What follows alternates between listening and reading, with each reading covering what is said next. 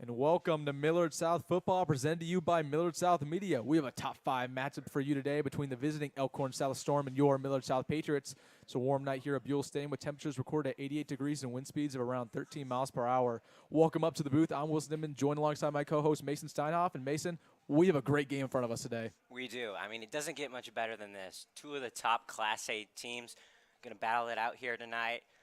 Not to mention, this is Millard South Media's 200th stream here tonight, so we're all really excited about that.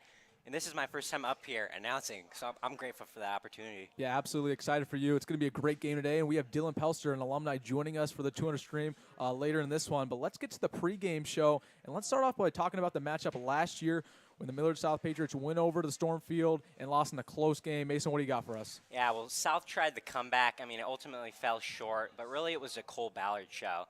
This is a guy who's now a walk-on down in Lincoln. He rushed for over 100 yards, 3 touchdowns. What do you got, Wilson? I mean, yeah, he had a great game. On the other side of things, Brock Murdaugh starting in at quarterback. Cam Coulter was out in that one. Had an all right game. Marion Jackson, you'll see today, had around 60 yards and 1 touchdown. Hopefully he can get going. But, yeah, like you talked about, Cole Ballard no longer in uniform for the Storm now at Nebraska, but they still have their starting quarterback, Carson Ronner. And let's get now to the star showdown. Speaking of Carson Ronner, he is one of our stars of the game for the Storm. What do you got for us, Mason? Oh, well, last week he did all with his legs against Lincoln Southeast. He had 2 rushing touchdowns, and that included a 95-yard touchdown run. He's a key player on this Elkhorn South team, and Millard South's going to have to contain him tonight. I mean, yeah, a guy who's going to hurt you with your legs. Not as much of a passer, but just one of the best quarterbacks in Class A. Definitely a key to the game for him is to get him going, especially in the running game. And the Patriots, they've been known to struggle against one of the scrambling quarterbacks. Brody Peterson of Millard West had a field day against the Patriots last week, so hopefully they can stop him. On the other side of the field, Nolan Feller. We're going to talk about him all pregame and all game long. He's the best player in this Patriots roster. He might even be the best player in all of Class A, running back-wise. Ran for over 100 yards last game against Millard West, 3 touchdowns. This guy's a stud. They need to get him going.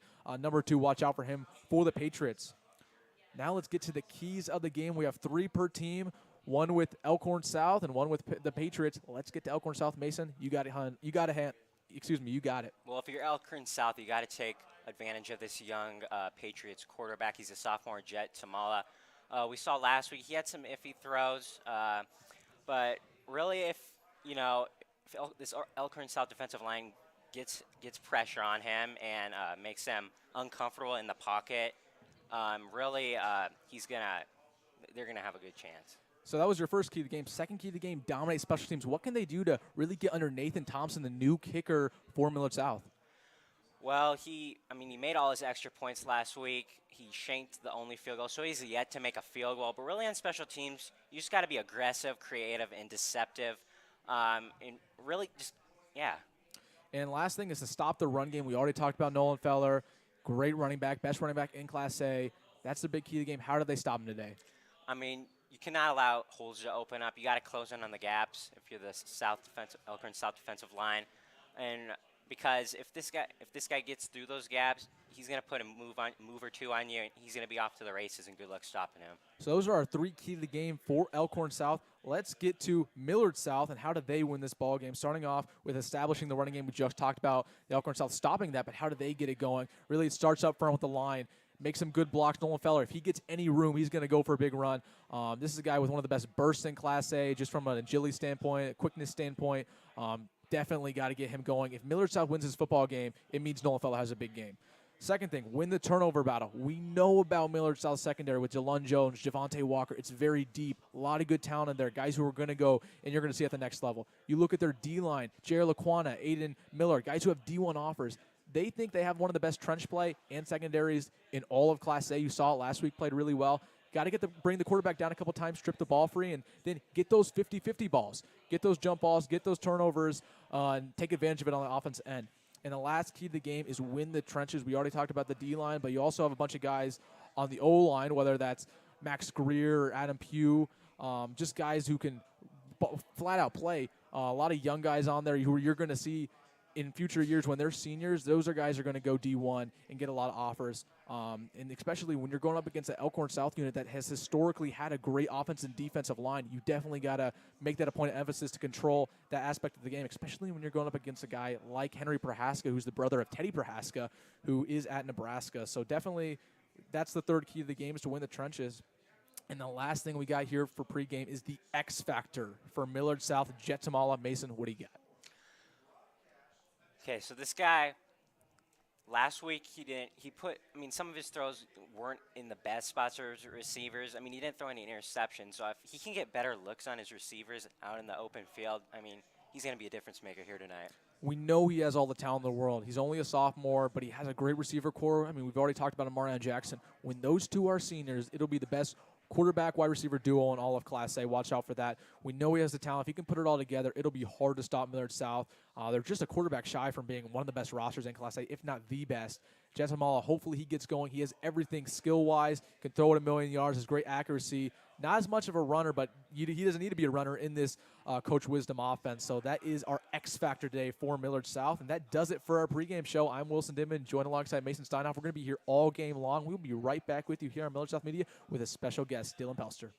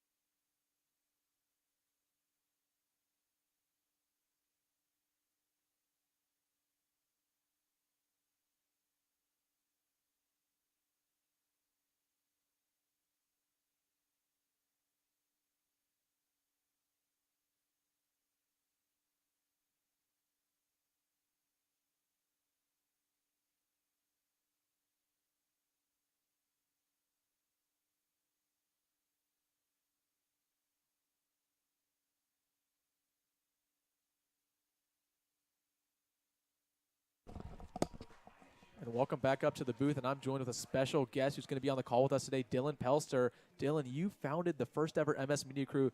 Why don't you just talk about that on the 200 stream? Well, first of all, I'm very proud of this school just getting to 200 streams in general. Very proud of everybody that's gone through the program in the 4 years since I've left. Next week, actually, next Thursday, will be 4 years to the day when we had our first stream. It was a home game against Millard North. Second week of the season, kind of like it is tonight. Just very proud of how that all went down. My junior year, I had AP Lang with Miss Christine Caldall, and she basically just approached the idea of having a media team, and somebody that was passionate about it wanted to go to school for broadcasting already. I knew what I wanted to do when I was probably in 7th grade. I knew I wanted to go to school for broadcasting, something sports related. So when she brought that news to me, I was pretty excited about it. And we just basically got going right at the start of senior year during football season. I used to play football here at Millard South my first 2 years. Was fortunate enough to get a letter my sophomore year before I had labrum surgery after the year, and just decided to call it quits because, as they say in The Sopranos, never had the makings of a varsity athlete. But it's a pleasure to be here tonight with you. Absolutely, and now you're at UNL studying broadcasting. Just talk about that and the experience you've had so far. Yeah, so I graduated from the University of Nebraska-Lincoln here in the fall of 2023. I'm a double major in sports media, communications, and broadcasting. First year, obviously, COVID was going on at the time, so didn't really get my foot in the door until the second half of my freshman year. I did a radio show for a year with one of my roommates who actually went to Millard West and graduated the same year as me. We did a radio show my freshman year. Sophomore year, I started calling a couple games here and there, did a couple softball games, a couple volleyball games, one basketball game. And then junior year, when I had the broadcasting class last year, is when it really took off for me. I called a couple football games. One of them was I was the play-by-play for Nebraska, North Dakota. Fun fact for you, that was the last ever win Scott Frost got as the head coach of Nebraska. But we can talk about Nebraska football at another time, especially after Not today. Especially after what happened last night. But yeah, took the class last year, called 6 volleyball games from the best volleyball school in the country, did a couple basketball games, and was fortunate enough to do state basketball and call every single Millard South girls state basketball game last March. So, and then one of the games I did for college basketball last year was Nebraska versus Boston College, and I was fortunate enough to win 2 separate awards from that, the Eric Severin Award from the Midwest Broadcasters Association, and then we got first place for that same exact game from the Broadcast Education Association. So very cool stuff. Yeah, definitely cool to see guys from Millard South, me, especially you, who founded the entire thing, to do big things professionally and at college. Awesome to have you on the call with us today. Can't wait for this game. We will be right back with you here for kickoff at Millard South Media.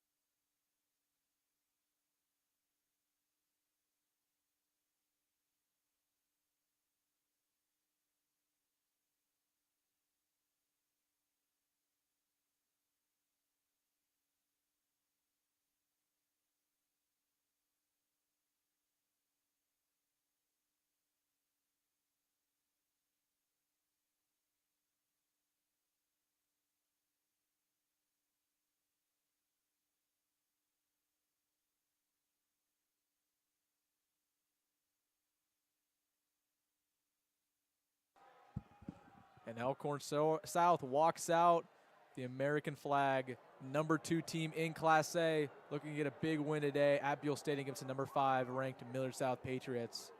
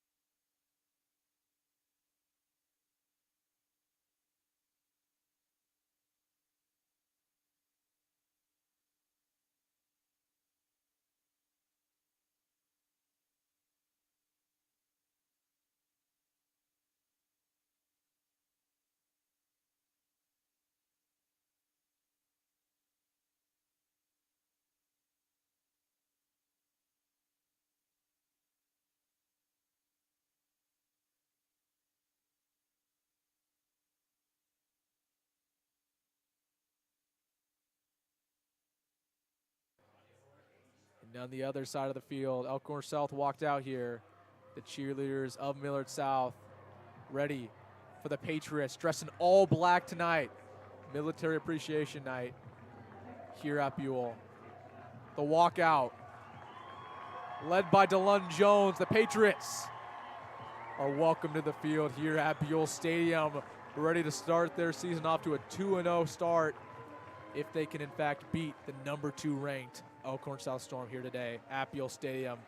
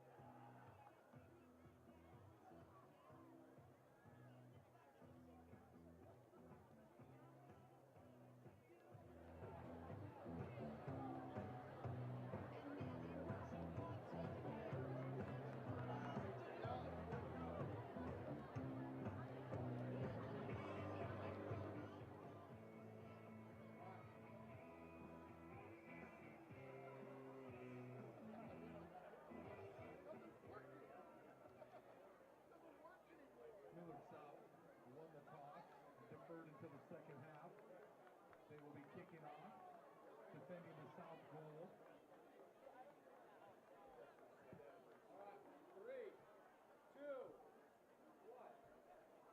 And welcome to Buell Stadium once again. I'm Wilson Dittman, joined up in the booth with Dillon Pelster and Mason Steinhoff. And let's get this top 5 Class A matchup going.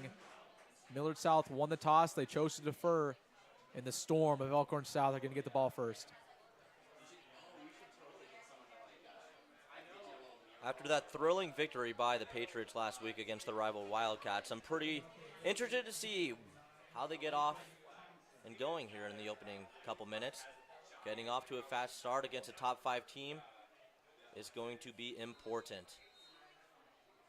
The brand new kicker for Millard South, Nathan Thompson, ready to get this game going. North wind. That's going to be a touchback to start off the game for the Patriots. And here comes out the offense for Elkhorn South, led by their starting quarterback, Carson Ronner. Elkhorn South coming off a win last week against Lincoln Southeast. I mean, totally dominated them in all assets of the ball game. And they're looking to do that again to a Millard South team who's kind of limping into this one after barely beating their rival Millard West. Ronner's got the style of a pro-style quarterback. He comes in at 6'3", 200 pounds. Very tough to bring down and a very accurate passer as well. Here's Ronner. He's going to hand it off. Breaks to the outside, and that's brought down by Dillon Jones on the outside there. That was number 22, Gavin Shanahan, with the run for the Storm, starting off the ball game. A pretty good job of Millard South setting the edge right there.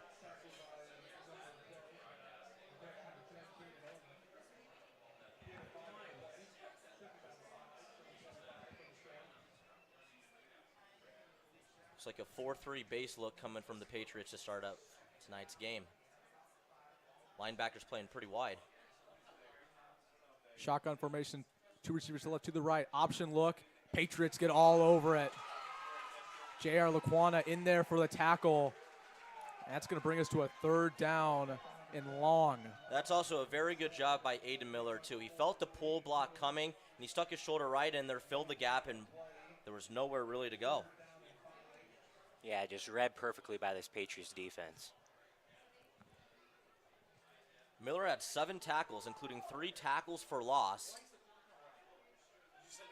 in the previous game against Millard West. See if he can get out at the quarterback here on a 3rd and long. Patriots showing blitz as well. Shotgun formation here in the 3rd down. Find wide open receiver Luke Hawkinson. He's going to run to the 50-yard line, gets out around the 45 of the Patriots. And Javante Walker and Torres Rudd were in zone coverage right there on the boundary. A little miscommunication on who was supposed to take which route. Outside route right to the sticks, picks up the 1st down for Elkhorn South. Now inside Patriot territory. The Patriots, I mean, what do they got to do to get out the field here, start off with a good defensive approach? I mean, what do you got, Dillon?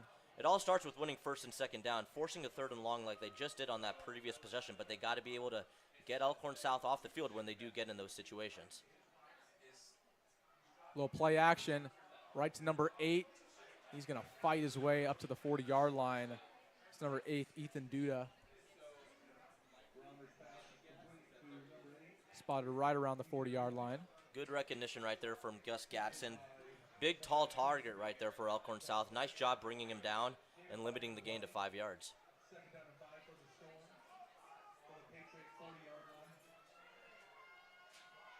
2nd and 5 look. 2 receivers to the left, 1 to the right. Hand it off to Shanahan. He's going to fight his way. 1st down and more. Patriots cannot bring him down. And he'll be down right around the 32-yard line.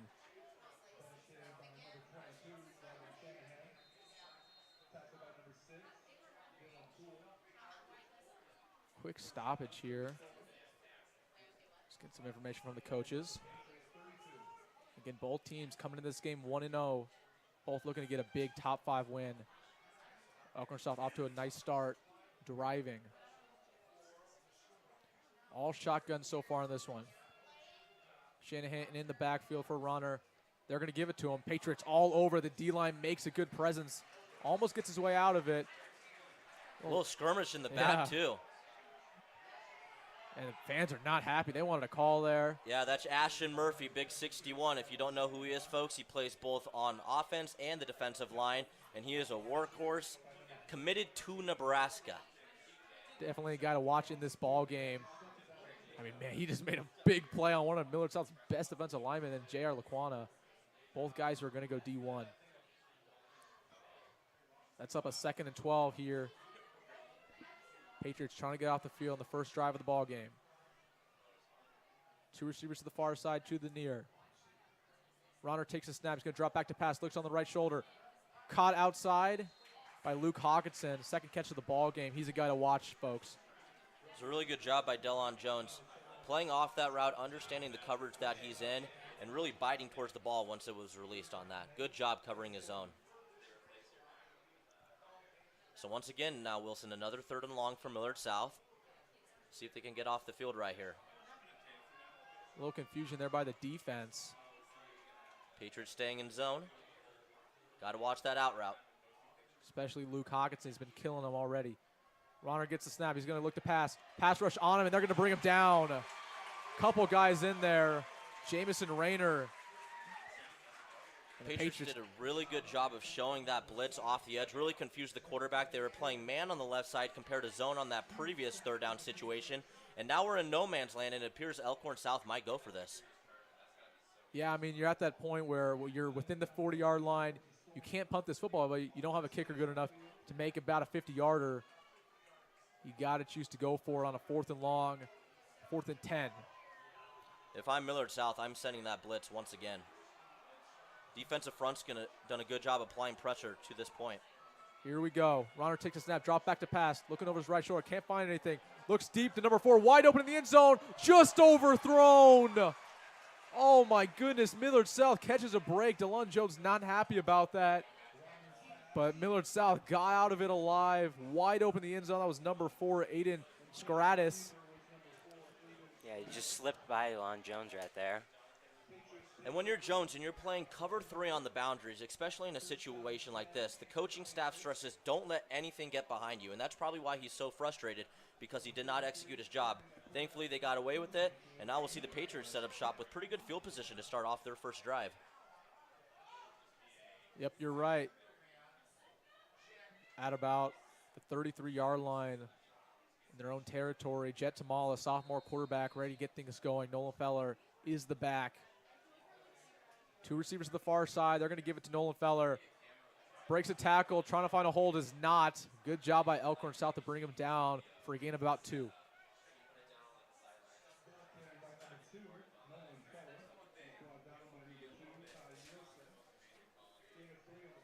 It's going to set up a 2nd and 7 for Millard South's first drive.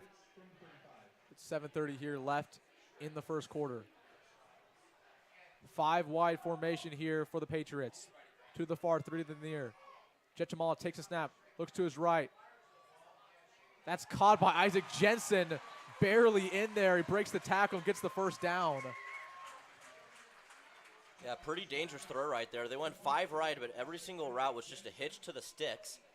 Patriots fortunate enough, though, to get the first down on that play. Almost at midfield. Patriots trying to go tempo. You know Coach Wisdom likes to do that. Another shotgun formation. Would not be surprised if we get a handoff. They're going to drop back to pass, give it off to Nolan Feller on the screen. And he's going to get right back to the line of scrimmage for a gain of about nothing. And if we're looking at this new-look Patriot offense, obviously in the second year with Coach Ty Wisdom, last game, 25 carries for Feller and 26 pass attempts for Tamala. This offense trying to be way more balanced than they have been in past years where they've been a primarily run-dominant team. Good kind of start to this drive. I really like how Feller looks, guys. He's kind of more of a scat back, pretty twitchy guy, makes defenders miss. Not easy to break down or bring down, as well. And he's a guy we talked about all pregame. The best player on this Patriots roster, maybe even the best running back in Class A. They're going to give it to him right now. Nope, a play action. Finds number 10. He's just going to fall down for a gain of about 5. That's Caden Nolan, the senior. He does everything for this Patriots squad. Let's see, Murphy might have drawn a holding call on the Patriot right tackle. Looks like Mattis Gorgas might have got his hands too far extended right there. We'll see what the officials decide.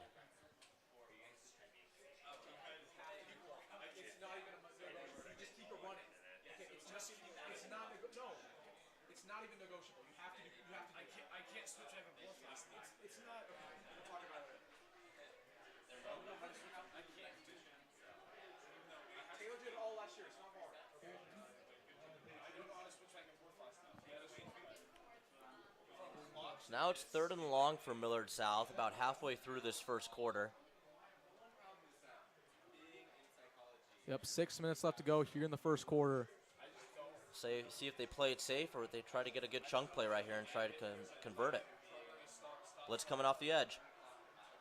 Jet Jamal looks, trying to find Marion Jackson, a little bit overthrown. Way overthrown, I should say, and that's going to step 3rd down and long. Yeah, scoreboard was wrong. It said 3rd and 17 already. Now it's 3rd down for the Patriots. And the Storm trying to get off the field here after having an unsuccessful first drive, trying to get the offense back out. And both teams can put up a lot of points, as we know. Yeah, and like you said, Dillon, let's see what the Patriots try to do here. Go for it all or just try to play it safe and play for the punt. Looks like they're going to go 5 wide. 5 wide formation. Jetchamala drops back to pass, looking over his shoulder. Pass rush, he evades it. He's going to run now. Jukes a guy, but it's going to get back to the line of scrimmage and a little bit more. That's going to set up 4th and 10. The punting crew is going to come on for Millard South. And Ashton Murphy's already making his presence felt. Another holding call. Let's see if this one's accepted. If you're Elkhorn South, there's no reason not to accept it. You can move him back another 10 yards, make him replay the down. Sure, I guess there's a chance that Millard South could convert it, but likely a 3rd and 27. They're just going to run something pretty basic and get off the field. If you're talking a field position battle, 2 top 5 teams, 2 teams where the defenses have come out firing out of the opening gates, it might not be a bad thing to accept this penalty and move them 10 yards further back. Yeah, but let's see what they do. Still haven't announced a call yet, but it'll be on Millard South. They're going to decline it, and that's going to bring the punt crew on the field for Millard South. The biggest takeaway I have so far through these first 2 drives is the defensive line is winning for both teams right now. Oh, maybe excuse me, it looked like it was on Elkhorn South.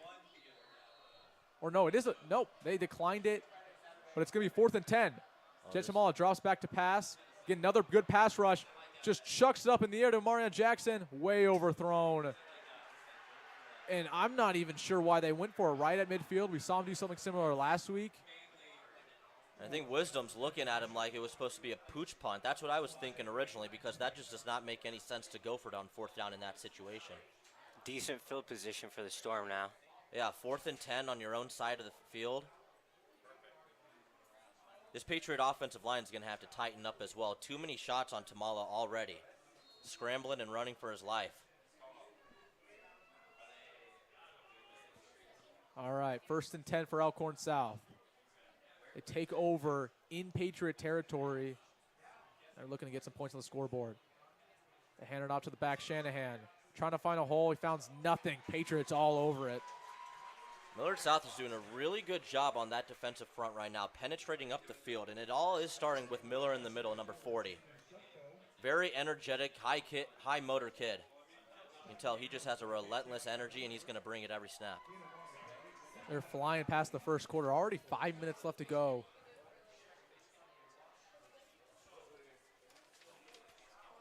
Shotgun. Bonner takes a snap on a play action.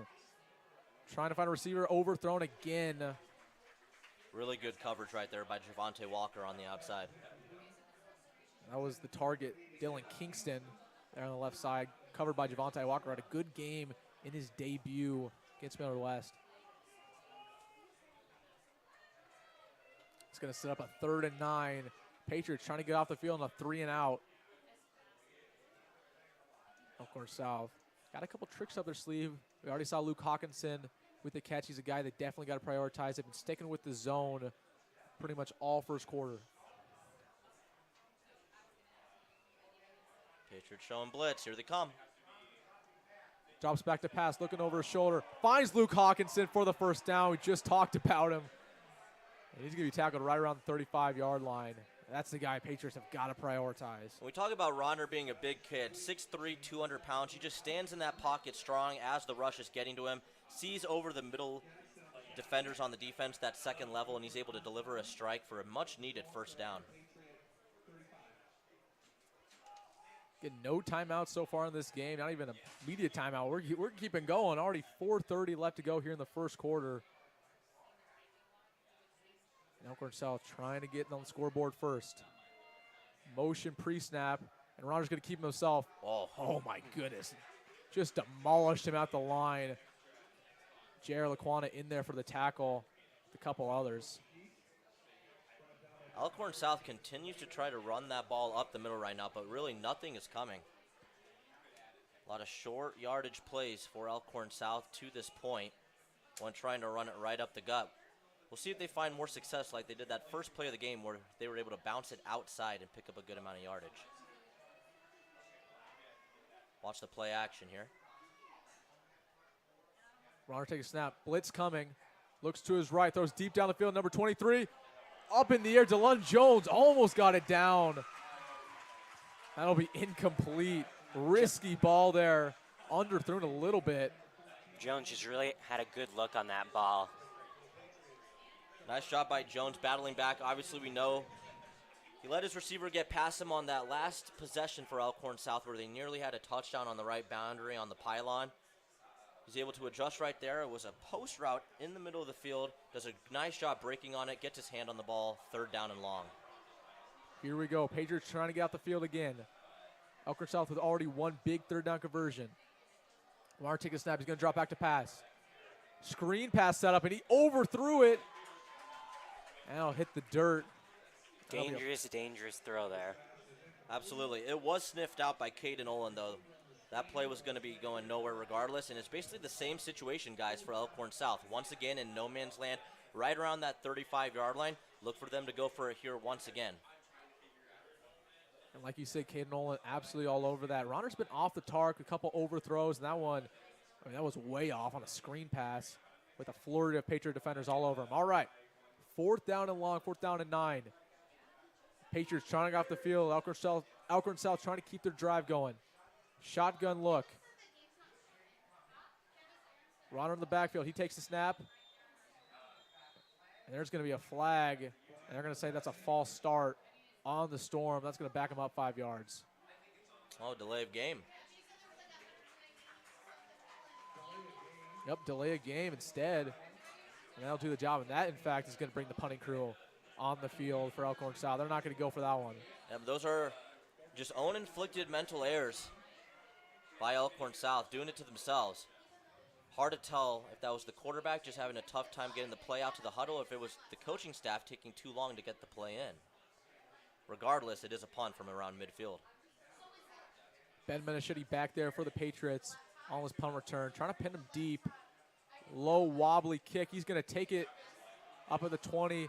No blocks, and he'll go out of bounds at around the 23-yard line. You saw the official on the far side throw a flag right into where all the action was on the return. I didn't really see anything, but just knowing how special teams works, it looks like the Patriots are going to be backed up at another 10 yards.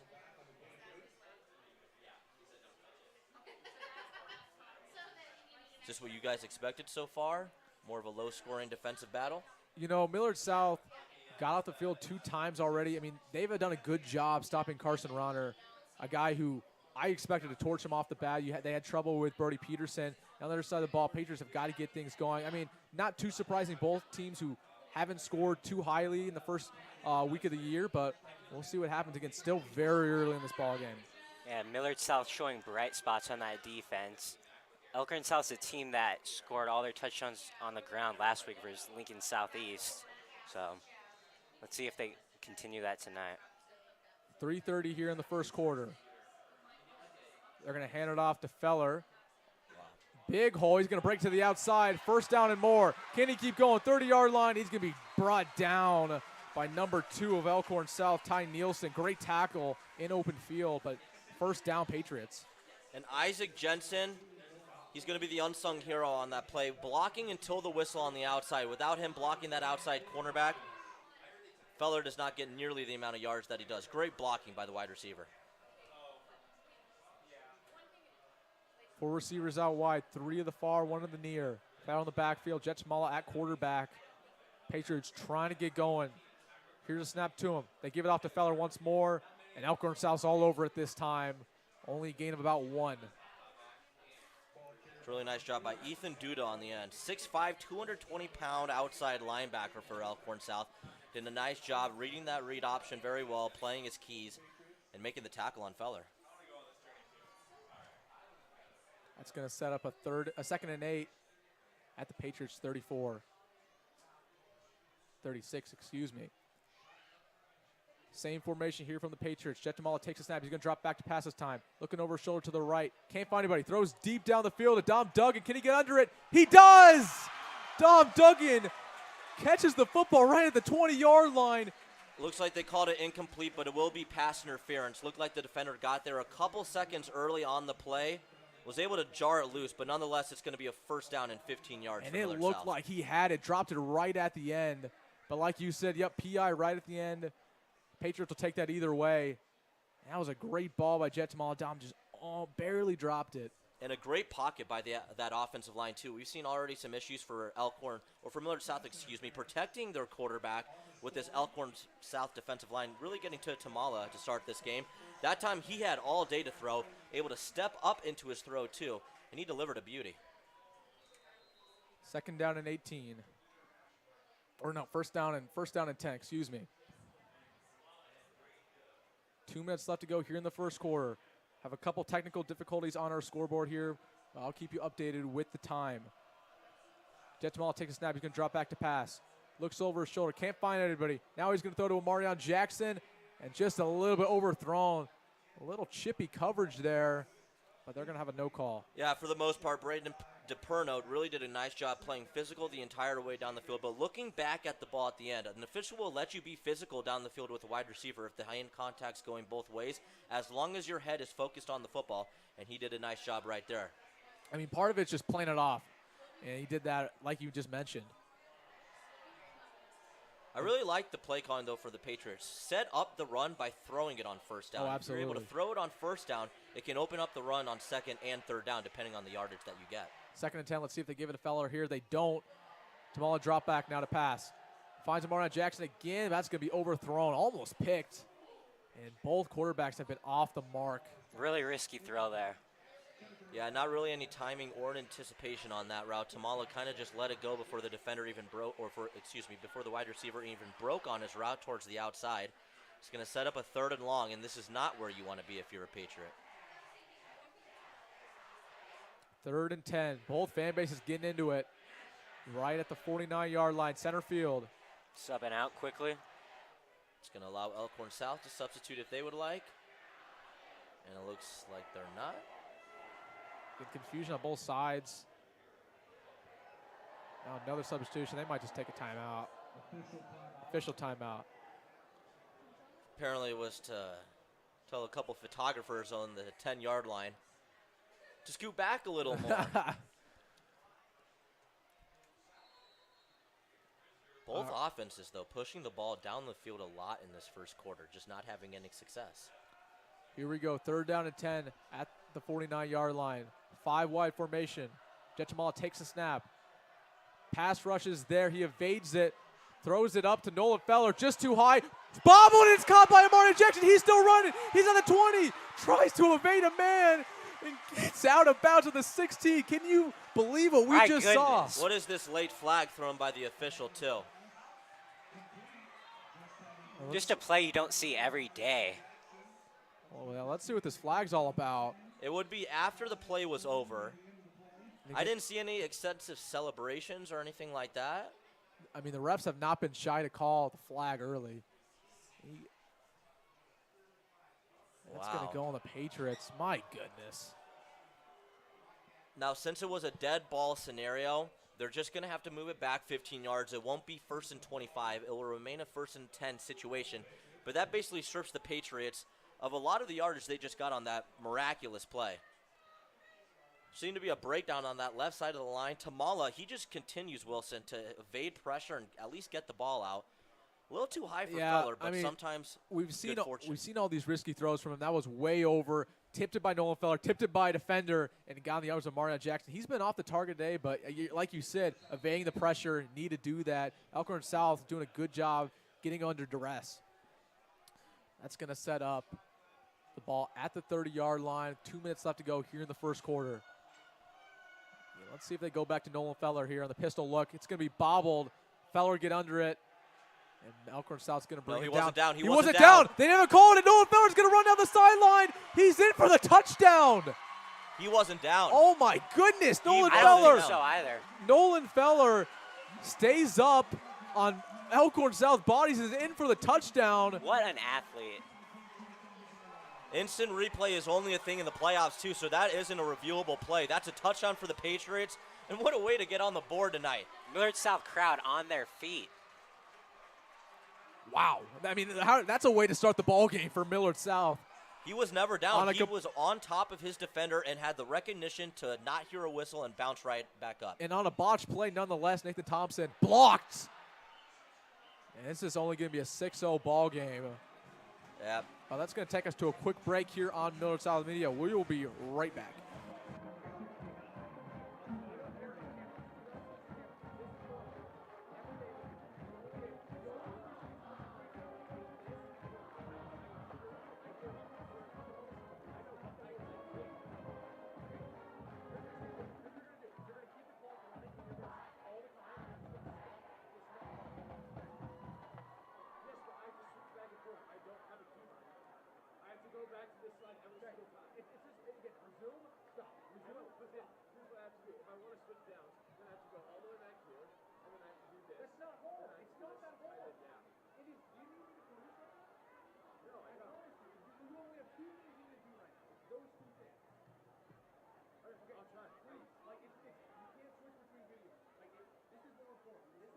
Back to return the kick for the Storm. 34, Jaden Sutko. Number 2, Tyler Nielsen. Number 89, Nathan Thompson. Kicking off for the Patriots.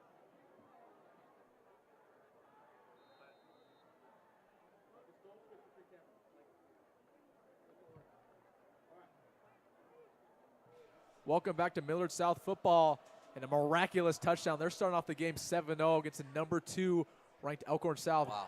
Bobbled. He's going to return it. Patriots going to get under it.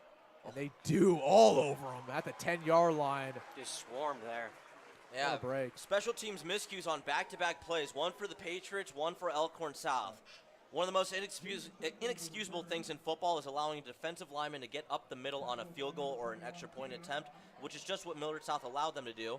So it's only 6-0. That could come back to haunt them later in the game. We'll see what happens. But then right off the kickoff, Elkhorn South's trying to get a good drive starter, get good field position to open up this drive. And a botched snap right at the outskirts of the end zone is going to have them set up at the 11-yard line. Not exactly ideal field position. Elkhorn South, bad field position like you just said. Shotgun look. He's going to take it. Fake pitch. Throws back to pass. All over that. That might be a fumble. Patriots get under a touchdown. Oh, my goodness. Jared LaQuania. This defense has come to play today. My goodness. The defensive front has been extremely active, like you just said, Mason. That popped right into his hands off the strip sack. What a two-play sequence for Millard South. Two incredible touchdowns. I don't think they'd ever did this in my 4 years here. Millard South, pick 6. Jared LaQuania got the pressure, and they're about to start this ball game off with a 2-touchdown lead. So much momentum with the Patriots right now. Nathan Thompson here with the kick. It's up, and this one is up and good. 13-0 lead. Let's keep it right here, Wilson, and kind of just discuss with our viewers what has happened in the last 2 minutes of just game action. 2 miraculous plays by the Millard South offense. That second one, just absolutely great recognition by Feller to stay up, stay alert, and keep running until the whistle was blown. And then this strip sack defensive play. What do you think? I mean, the offense hasn't played a great game. You had a bobbled play. Nolan Feller, the athlete he is, made it happen. Went to the end zone on a complete effort play. Defense, the D-line's been all over it.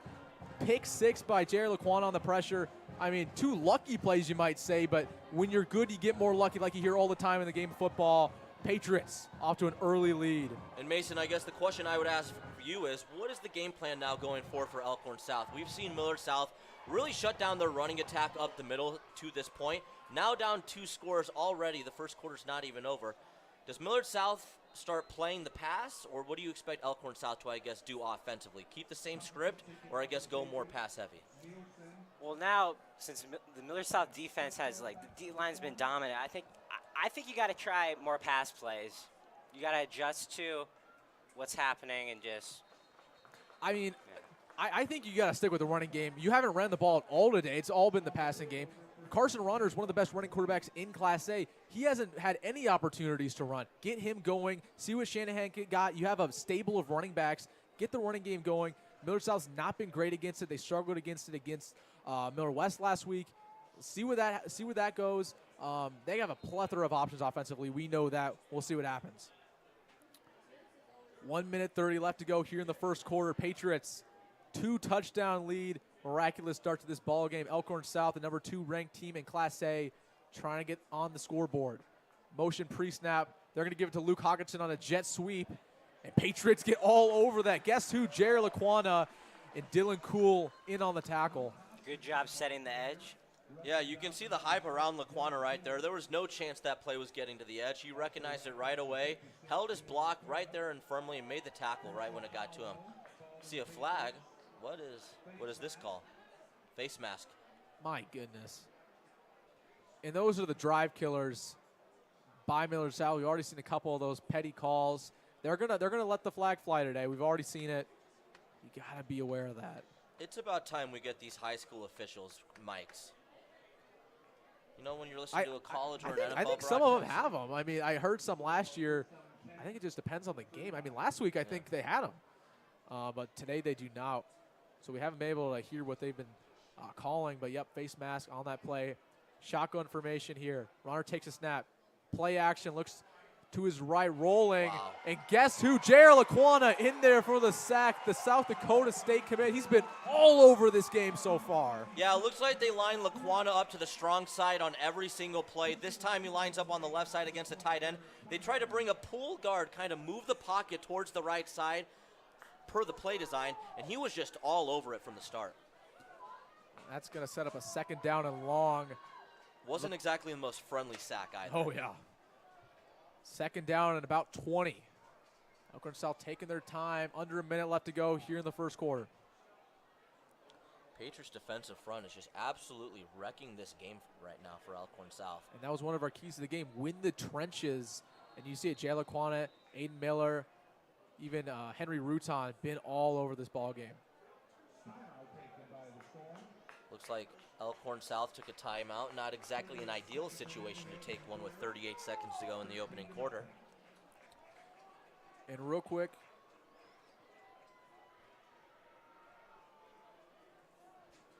I want to thank our sponsor, Erickson Cedarstrom, providing you 55 years of legal excellence. Contact Dan Dittman there at Erickson Cedarstrom. And we will be right back with you here on Millard South Media.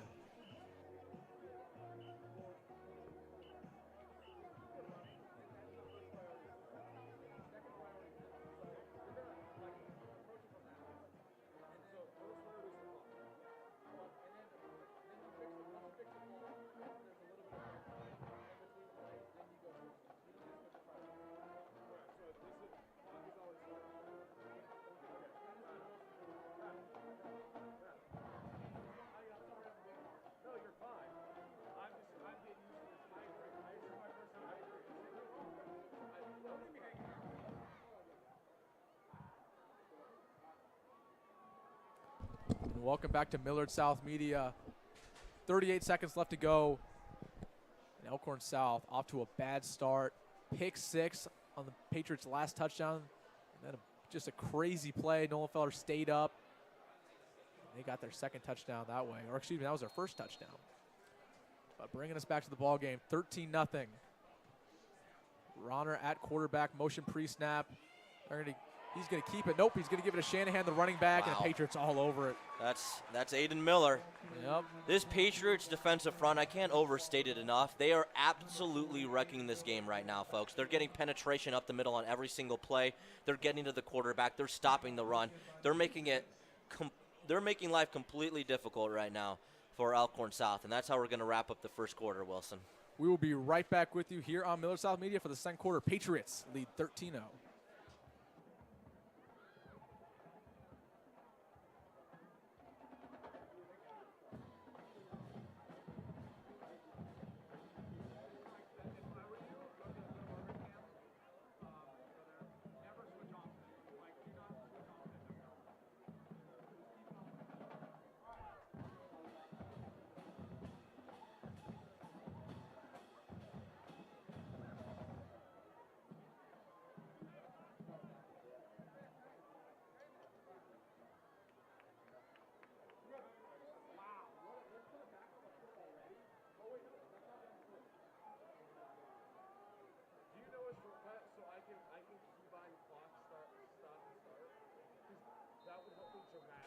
So the first quarter was not over. Elkhorn South with a quick timeout.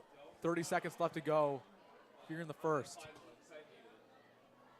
They're going to hand it off to Shanahan. J.R. Laquana in there for the tackle. The game wrecker. And that's going to set up a 4th and long. Punting crew is going to come on the field. Again, have had some clock issues all game long, not only with the stream, but with the overhead here at Millard South. So we'll keep you updated on that. But it looks like there was a timeout with 25 seconds left to go here in the first. And Elkhorn South just not taking their chances on passing, keeping it to the ground. And I think that's a smart thing. Carson Ronner hasn't had a great game so far passing the football. You know your strengths. And, at some point, it's got to work. And if it doesn't, then you got to go back to the passing game. I just wouldn't trust it. When you have so many options running the football, you got to get creative with the jet sweeps. We saw that already. Carson Ronner on the option. It's just too risky to pass this football with Carson Ronner being off clearly today.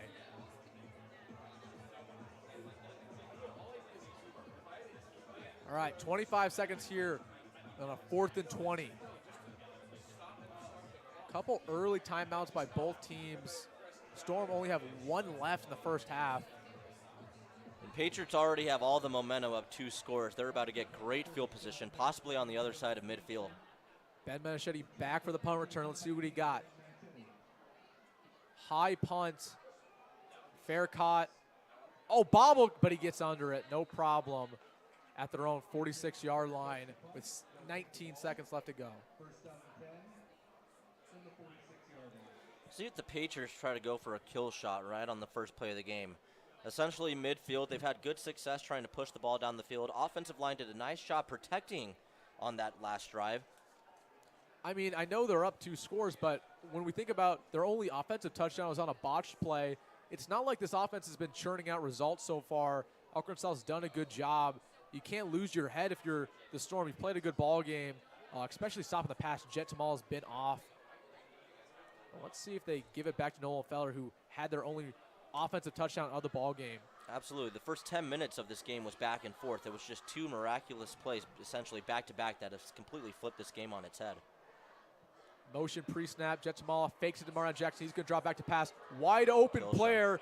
Caden Olin caught it at the 20-yard line. He's still up, running to the 10, and he is out. Caden Olin wide open. He was calling for the football right along the sideline, and like you said, that was the kill shot. And now let's see if they can punch it in. Yeah, it just kind of made sense in the situation. They've already got all the momentum in the world. The quarter's about to end.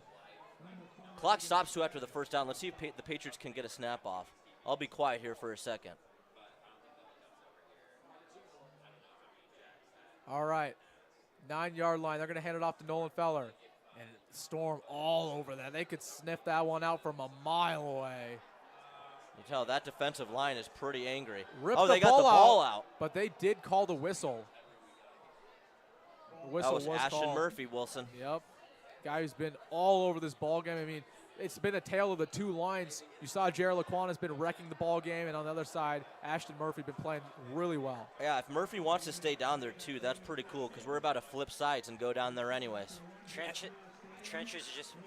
That's end of the first quarter here at Millard South. We will be right back with you here on Millard South Media. Ladies and gentlemen, if you would turn your attention to the track area, our athletic booster club is one of the best in the entire state of Nebraska. Each year they raise funds for each and every one of our student athletes, coaches, and programs. Tonight, they are giving our activities director, Steve Throne, a check for $85,000. We would like to say thank you to all of our booster club members. We appreciate all of your hard work, dedication, and time. Let's hear it for your athletic booster club.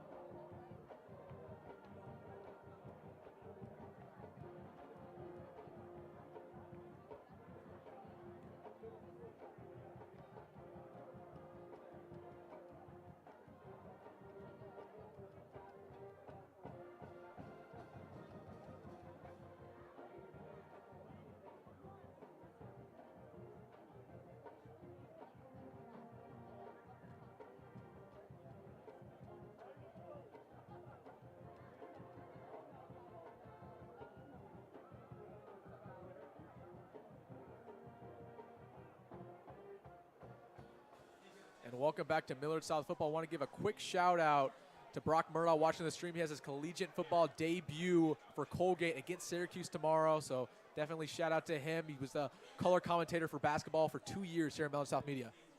Yeah, the trenches just battling out all that first quarter so far. Jet Tamala drops back to pass, trying to find a man. What a throw. Great throw, just dropped. 2 flags thrown. I think they're going to get a holding in the middle. Number 5 for Elkhorn South. We'll pick out the name real quick. Landon Wemhoff. I think they're going to get a holding. Nate Christensen, one of the slot wide receivers for Millard South, looked to be a little open in the middle of the field. I mean, going back, though, Isaac Jensen, really good route, but that was a great ball by Jet Tamala just off the fingertips. Great read, honestly. I mean, there was Nate Christensen, like you said, was open. Just a drop, though. It could have been up 3 scores. Quick stop here. I mean, the refs deciding what to do. The Zebras, man, just have not been great the last couple years in NSAA. They're finally figuring it out. It should be a holding on the defense. I mean, they're backing them up from the And looks it of it. is. Yeah, and one last thing I'd like to say to Mr. Murtaugh. He probably doesn't know who I am. But congratulations making the travel roster for Colgate. And I'll just say this. You know, Syracuse basketball, they have a pretty, good historical program. They've been on the down the past couple years, but Colgate beat Syracuse last year in basketball. So that means they should beat them in football, too. Good luck tomorrow, kid. Yep, again, 200 streamed today. We're joined here with Dillon Pelster. He's been doing great so far, obviously at UNL. Our first ever commentator here on Millard South Media, and he is doing a heck of a job. He's going to be here all game long. Glad to be up here with you, Dillon. Yeah, I just wish when I was here there was a press box. Oh, absolutely. It's been nice in here. I mean, no wind at all. Absolutely spectacular view. Very nice press box. Great job by Millard Public Schools. All 3 schools use this press box for football games and other events, and it is very cool, very neat. Great job. And going back to the ball game here, the refs finally trying to figure it out. It's going to be spotted around the 6-yard line. 1st and goal. Never mind. I mean, what is going on here? Fans are not happy about it. And offense finally getting set. All right, here we go. Shotgun formation. 2 receivers to the far, 1 to the near. Patriots trying to go for the death blow. They're going to give it Nolan Farr. Nope. Play action to Dillon. Cool. Can he get in the end zone? Nope. Storm all over it. Tackle him right at the 5-yard line. Only about a gain of 1. And I would have liked to see Tomola go to Amarian Jackson on the far right side of the field. I know all the action was towards the left side, and it was probably a designated play to try to get the ball to Feller in space. But boy, did he have Jackson wide open on a crossing route going towards the complete opposite end of the field. And I think Jet Tamala was just reminiscing of what he did last week. They ran the exact same play inside the red zone against Millard West, and Dylan Cool walked in for a touchdown. Just went right back to him. But like you said, Marlon Jackson wide open. All right, 2nd down here. 2nd down and goal. Jet Tamala drops back, looks over his shoulder to the right, evading pressure. And he's just going to throw it to the back of the end zone. That's caught, but way out of bounds. But if you were going to throw it in that area, that is the exact kind of throw you make. Tomola did a good job making sure that there was no chance that there being a turnover. You're trying to get points. That's the biggest aspect of this. It's already a 13-0 game. 4th and goal from the 5-yard line, and you're not trying to make a stupid, boneheaded mistake just to try to get the extra 4 points. Settle for the 3 here. I agree with Coach Wisdom on this decision. Make it a 16-point game and just keep the momentum going. You don't want to give Elkhorn South any momentum if they're able to get the stop on 4th and goal. So let's see what Nathan Thompson here. They had a missed PA. He has never hit a field goal at any level in varsity. First ever right here. Good snap, good hole. Kick is up. And the kick is good. Patriots extend their lead 16-0 against the number 2 ranked Elkhorn South here at Buell Stadium. It's never a bad thing to get points on any drive. Good job by Coach Wisdom and the staff, recognizing the situation, not getting greedy, and just taking the 3 points. We will be right back with you here on Millard South Media for the rest of this 2nd quarter. Great game so far here at Buell.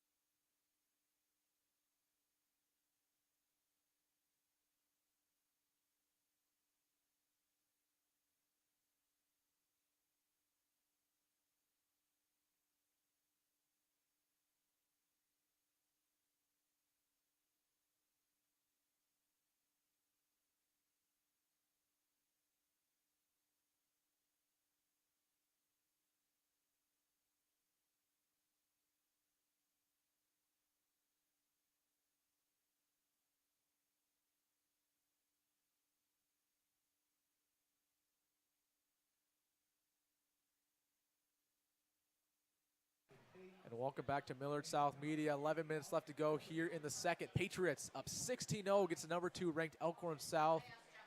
And let's see if they can get things going. It was a low punt. It'll be far caught right at the 25. And you see Millard South do that a couple times, especially when they're not confident with their kicker. Just do kind of a pooch punt. And just low and high, or excuse me, high and short. That's fair caught. I mean, that does the job. So far today, this high-powered number 2 ranked team in the state, Elkhorn South, has had their offense at a complete stalemate. This defensive front for Millard South has really got after the quarterback. And if I know anything about a Nolan Urban-led defense, is that they're going to play fast, they're going to be ball pursuing, and they're going to always finish every play with force. And that so far is what Millard South has been doing. Let's see if Elkhorn South has an answer for them. Still led by their quarterback, Carson Runner. They're going to pitch it to the back, Sitko. And Patriots get all over that one. Not even a question. 4 guys right there on the pile, right at the end. They are just swarming to the football right now. The line of scrimmage has been won by the Patriot defensive front, and right now that is by far and away the biggest factor in this game. Obviously, the strip sack touchdown plays a huge factor, but just every single play. Elkhorn South, they can't get anything moving offensively if they're in passing situations before they can even get started on a drive. That just allows Millard South to know exactly what they're running, play the pass, and let those pass rushers just get upfield. It's a lot easier to play defensive line when they know they're not going to pass, because you can just forget about your keys and just go straight after the quarterback. It makes it fun, too. Absolutely. All right, 2nd and 11 here. Storm still not on the board. And a quick stoppage here by the refs. Trying to reset. All right, now they're ready. Shotgun formation once again. Snap to runner. Play action. That's going to be a false start.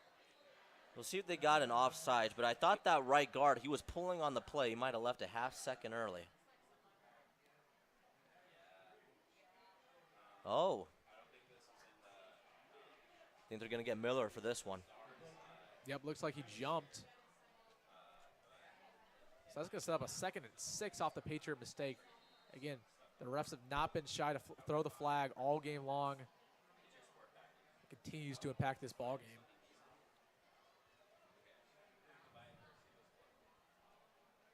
The refs trying to reset the clock or what?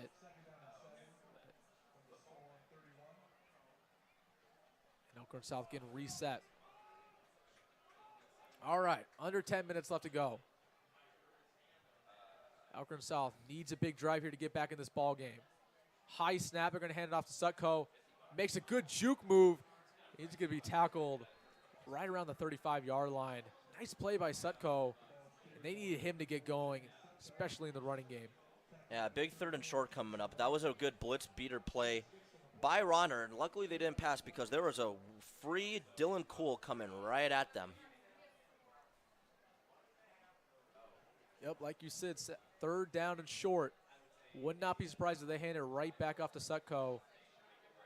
Elkhorn South's going to talk about this. Another timeout used in this kind of a situation. And that's their last timeout of the first half with still 9 minutes left to go. And that means we're going to have a quick break here on Millard South Media.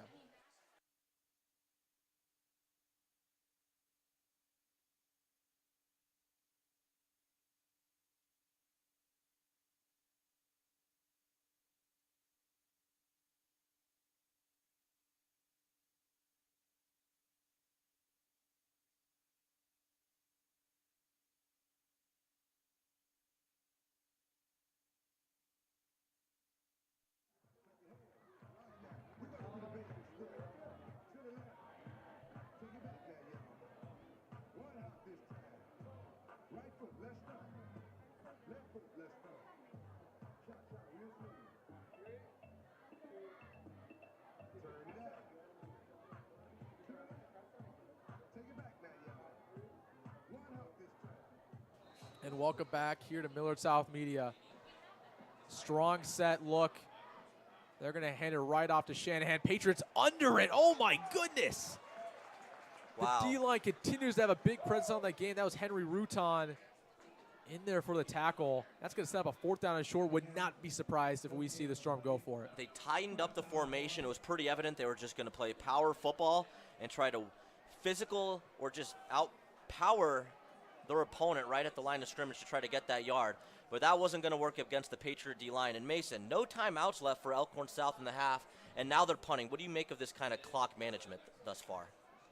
Well, I think adjustments must have had to been made. I mean, I guess play clock management and stuff maybe was a factor in that. But, yeah, we got a lot of time in this second quarter. I mean, you see the defense forcing a lot of bad plays by Elkhorn South. They have been forced to take timeouts with Ben Menachetti getting down there at the 20-yard line. The real surprise to me was that punt there on a 4th down and short. You're down 2 scores in this ball game, down 16 points. I mean, at this point, you got to take risks to get back in this ball game. Millard South's not a team to let up at all. Oh, absolutely, because keep in mind, from that exact same situation, exact same part of the field, Millard South went for it on their first drive of the game on a 4th and 10 from that exact same situation. So who's going to be the more gutsy team? Who's going to be the one that takes risk? Usually that's the team. In a game like this where it's 2 top 5 teams, usually the team that takes more risks and is more willing to go for it is the team that's going to come out on top. And so far, it's been the Patriots with all the energy in this first half. Offense trots back out here for Millard South, led by their quarterback, Jet Tamala. Had a shaky game so far, but the real story has been their defense and Nolan Feller. They're going to hand it off to him on the first snap. He's going to find a hole and trot to a 5-yard gain. It's going to set up a 2nd down around 5. And Mason, real quick, talking about Nolan Feller, I mean, he's had a great start to this ball game. We talked about him in pregame. What does the Millard South offense need to do to get back on the scoreboard here and really get this game to be unreachable? Well, I think they just need to create gaps for Nolan, just hand it off to him, because like we've seen, he'll make moves on the defenders, and he's going to be hard to stop. I mean, he's a guy that had 130 yards on the ground last week. You got to adjust to him if you're the Storm. All right, here's the snap. Hands it off to Feller again, and that's time the Storm were all over it.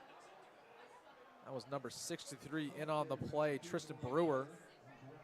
Again, both D-lines making their presence felt. That's going to set up a 3rd down. Storm trying to get off the field on a 3-and-out.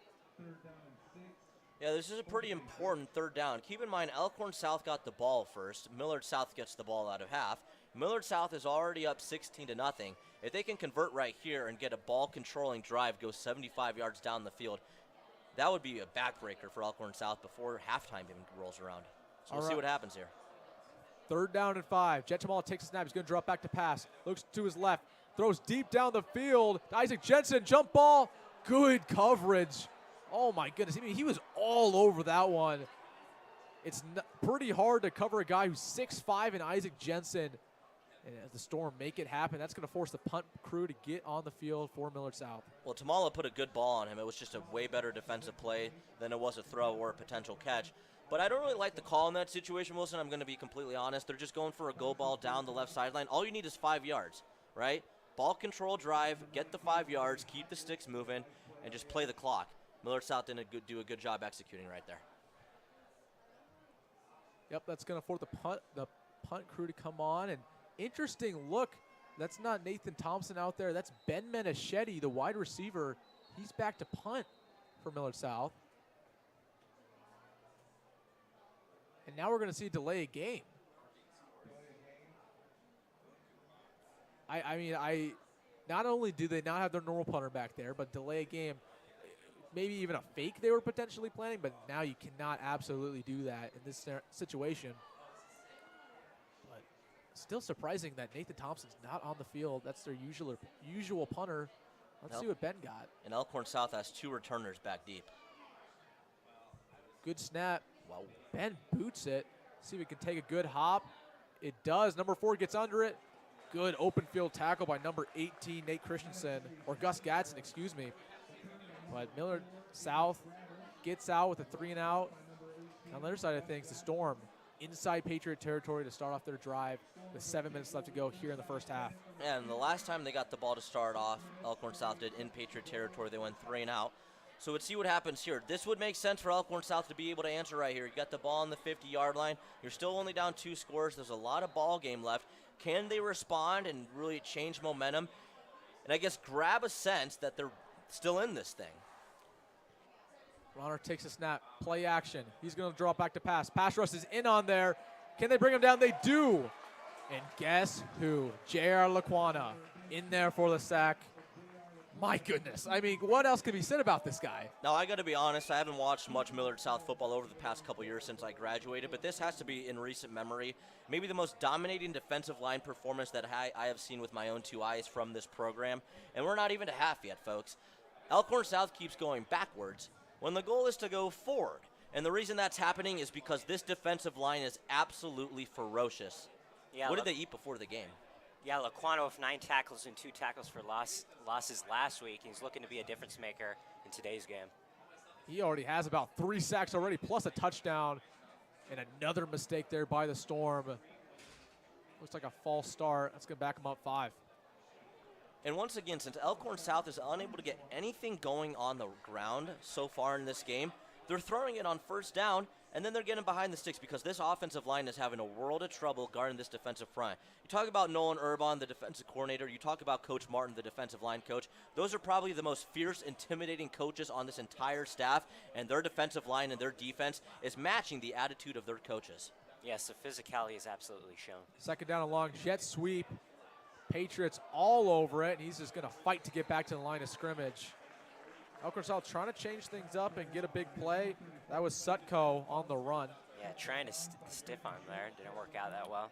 Quick score update around the Metro. Bellevue West beats Burke 41-28. Close ball game between a really good Bellevue West team against a Burke team that nobody's really expecting to play really well.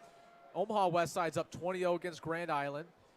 Jefferson is up 28-0 against Omaha South. And then Gretna, big game against Omaha Central. They're up 2 touchdowns against 1, 14-7 at Omaha Central. Third down and long. Screen pass, and Patriots sniff that one out, trying to fight for some yards, and they'll bring him down. That's Aiden Stratus. That's going to force a 4th down. Yeah, Elkhorn South tried the bubble screen there. Didn't work out at all. Absolutely, and if you're Millard South, their situational defense right now is off the charts. It's 3rd and 18. They're playing off coverage, but still expecting a draw, a screen to a halfback or a screen like that to a wide receiver, and they're just ready for everything right now. No gain on a 3rd and 18 play. Usually you see defenses back up a little, right, try to play the sticks, play a little soft coverage. You can get a couple yards here and there. Millard South, they don't want to give up anything right now. This is an absolutely suffocating performance by this front 7. Manischetti back deep on the punt. High punt. He'll take a bounce. Not a friendly bounce for the Storm. They're going to down it right around the 25-yard line. That's going to set up the Patriot offense, who's going to trot back on the field, up 2 touchdowns. And let's see if they can put on another score before we get to halftime. We're going to take a very quick break here on Millard South Media. Just a reminder, fans, we've got yet another halftime performance, special dance clinic, so don't want to miss that. I want to thank our sponsor, Erickson Cedarstrom, providing you 55 years of legal excellence. Contact Dan Dittman there at Erickson Cedarstrom. And welcome back to Millard South Media. Jet Tamala takes the snap. He's going to give it to Dillon Feller. Nope, play action right to Ben Manischetti. He's going to get a couple yards and out right around the 31-yard line. Good way to start off the drive. Just get a couple yards. Going to set up a 2nd down and short. And really, nothing's changed if you're Millard South. Only a minute and a half's gone off the clock since that last drive where they were forced to punt it. You can still have a ball-controlling drive, take the last 5 minutes off the clock, go the length of the field, get a touchdown, and get the ball right out of half. It's probably the most ideal situation. 2nd down and 3. Shotgun look like we've seen all game. Jet Tamala takes a snap. Gives off to Nolan Feller. Once again, he's trying to break to the outside. And he'll be tackled. What a tackle there by number 2. He'll just get right back to the line of scrimmage. Interesting that Nolan Feller's been almost in almost all of the game. We haven't seen the backup running back Gabe Pruka, who had a really good game last week, against Millard West. Just a hard-nosed runner, kind of the difference maker when you see kind of a smaller back like Nolan Feller. Yeah, like Feller kind of reminds me more of a scat back, right? He can do a lot of different things. He can catch it out of the backfield, but he's more prone to being in space. Pruka's more of that power kind of runner between the tackles. Jamal takes a snap, pitches over to Feller. Nothing is found. The Storm sniffed that one out. That's going to force a 4th and short. Decision time by Coach Wisdom. Would not be surprised if we saw the punt crew on. Nothing really to risk at this point in the ballgame. You're up 2 scores. If I know Wisdom, though, he's going to be a little greedy right here. Absolutely. His team had 2nd down and 3, and now it is 4th and 2. So, and he thought about it. Yeah. The offense was on there for a little while, but the punting crew will indeed come on the field with 3:30 left to go. Ben Medichetti back to punt for the Patriots at number 4, Aiden Stratus. it Back also for the could be Storm. a smart late substitution, though, because now the base defense for Elkhorn South is essentially their punt coverage team. Low punt. That's going to get distance on it. Takes a Patriots bounce. Oh, they Oh, downed he's- it a little too early. But still an all right punt. Down at around the 36-yard line in Elkhorn South. I mean, you still have a whole half in front of you, but it kind of feels like now and never. Yeah, absolutely. Considering Millard South's getting the ball out of half, but Elkhorn South has to remember there's been 2 touchdowns in this game. One was a strip sack pick 6 on their own goal line, and the other one was that miraculous play where Feller was not down, rolled over the defender, and just kept chugging the legs. So other than that, Elkhorn South has not been completely exposed or beaten down in this game. It's a pretty, by the margins, a pretty close 16-0 game for where the score holds. The only issue is they can't get anything going offensively. And once again, it's 3:04 to go in the half. You're likely not running it every play. It allows these pass rushers for Millard South just to feast. Carson Run at the quarterback. He takes a snap. Looking over his shoulder. Throws deep down the field. Has a man. Overthrown once again. And he had him on the post route. Javante Walker in coverage. That was number 23, Landon Tate. And just overthrown once again by Carson Runner. He's been off today, Dillon. Absolutely, but he would have been able to make that throw if he was able to step into the throw, into the pocket. But Aiden Miller changed everything about that play. He forced him to get the ball out sooner than he wanted to, which completely disrupted the timing and the rhythm of the throw and the catch.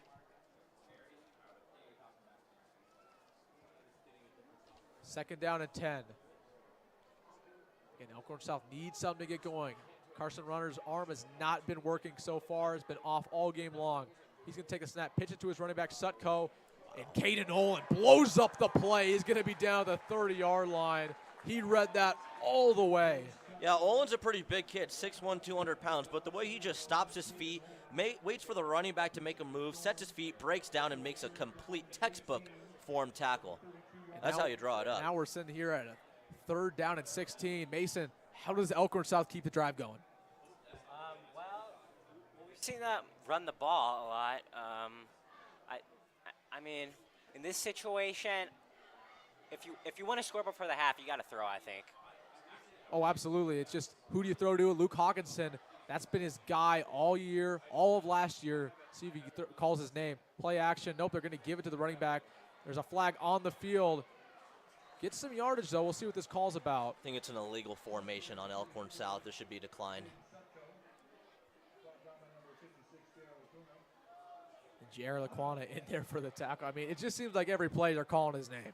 They're either lined up offsides or it's an illegal formation. That flag was thrown right away, and it is an illegal formation. Yeah, good call there by Dillon Pelster up in the booth. I mean, he knew it right away. I mean, anytime a flag's going to get thrown right when the ball is snapped, it has to be one or two things. They're lined up offsides or they're lined up incorrectly offensively.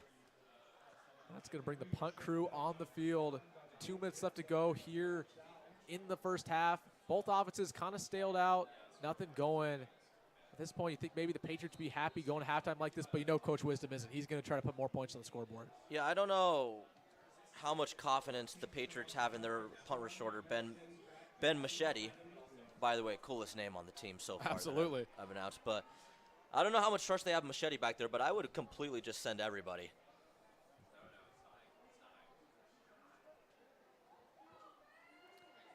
Good snap. The punt is away. It's a low booming kick. Going to take a bounce. Ben Wow. trying to get under it. Wow, what a bounce. He does get under it. Makes a man miss. Second man brings him down. He'll be down around the 12-yard line of their own territory. Minute 30 left to go.